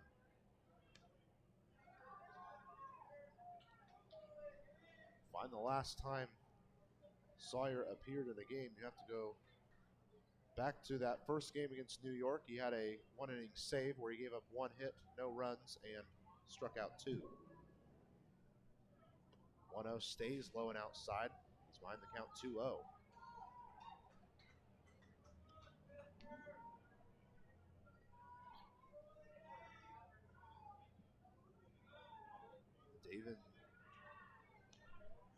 Defense is set up pretty much straight up all the way around for Brantley Bell. He can hit it just about anywhere. A 2-0 on the way home. Hit sharply towards Davis at third. He'll play it over to first just in time for out number 1. That'll bring up the third baseman, Paven Parks, who is 1 for 3, a double in the 5th, a walk in the 7th, and then 2 other outs. Paven Parks.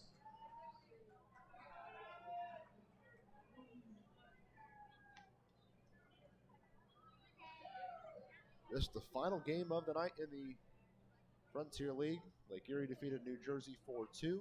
Lawrence defeated Sussex County 5-3. Ottawa defeated Schaumburg on the road 6-4. And Quebec fell at Washington 8-3. Called strike one on Paven Parks kicks off this second at bat. Joliet defeated Trois-Rivières 11-4. Gateway defeated New York 8-7. And the Empire State Grays won their first series of the year with a 3-2 win at Windy City. And then this is game 8 of the day in this league.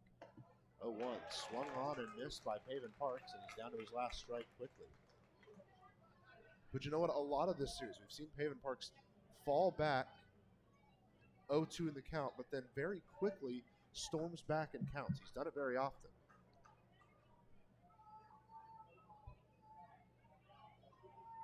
An 0-2, getting set to come home to Paven Parks. Pushed off to the left side, diving, or at least jumping. J.R. Davis couldn't quite get to it. It's in for a base hit in the left field. That brings up the DH, Dennis Phipps. Phipps leads the Frontier League in RBIs as we enter the day with 64, but he's already added to it with the grand slam back in the 7th.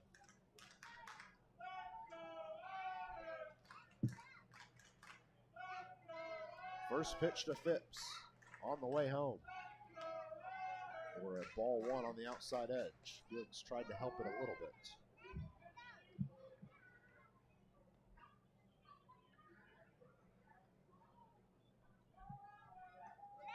Continues to be a slight breeze out towards center or in from center field. As a 1-0 comes home to Dennis Phipps. Swinging strike 1 evens the count up at 1 ball, 1 strike.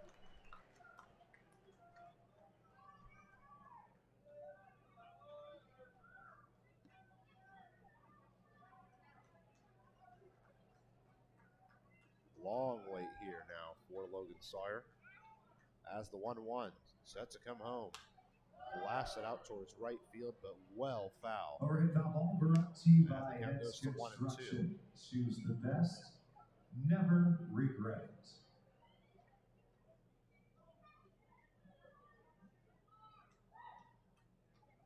One ball, 2 strikes for Dennis Phipps. Runner at first, 1 out. Otters are in double play positioning here as the 1-2 comes home low and outside. First time I've seen Sawyer throw a lot to the low outside corner. Last time it looked like his left foot slipped as he planted. Wonder if that has anything to do with it.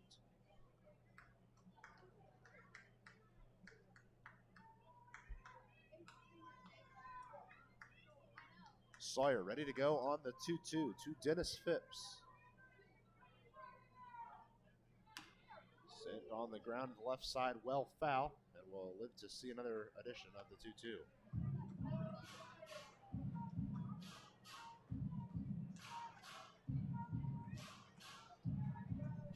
Runner at first is Paven Parks. He had a single here with 1 out in the 9th. And now it is Dennis Phipps at the plate with a 2-2.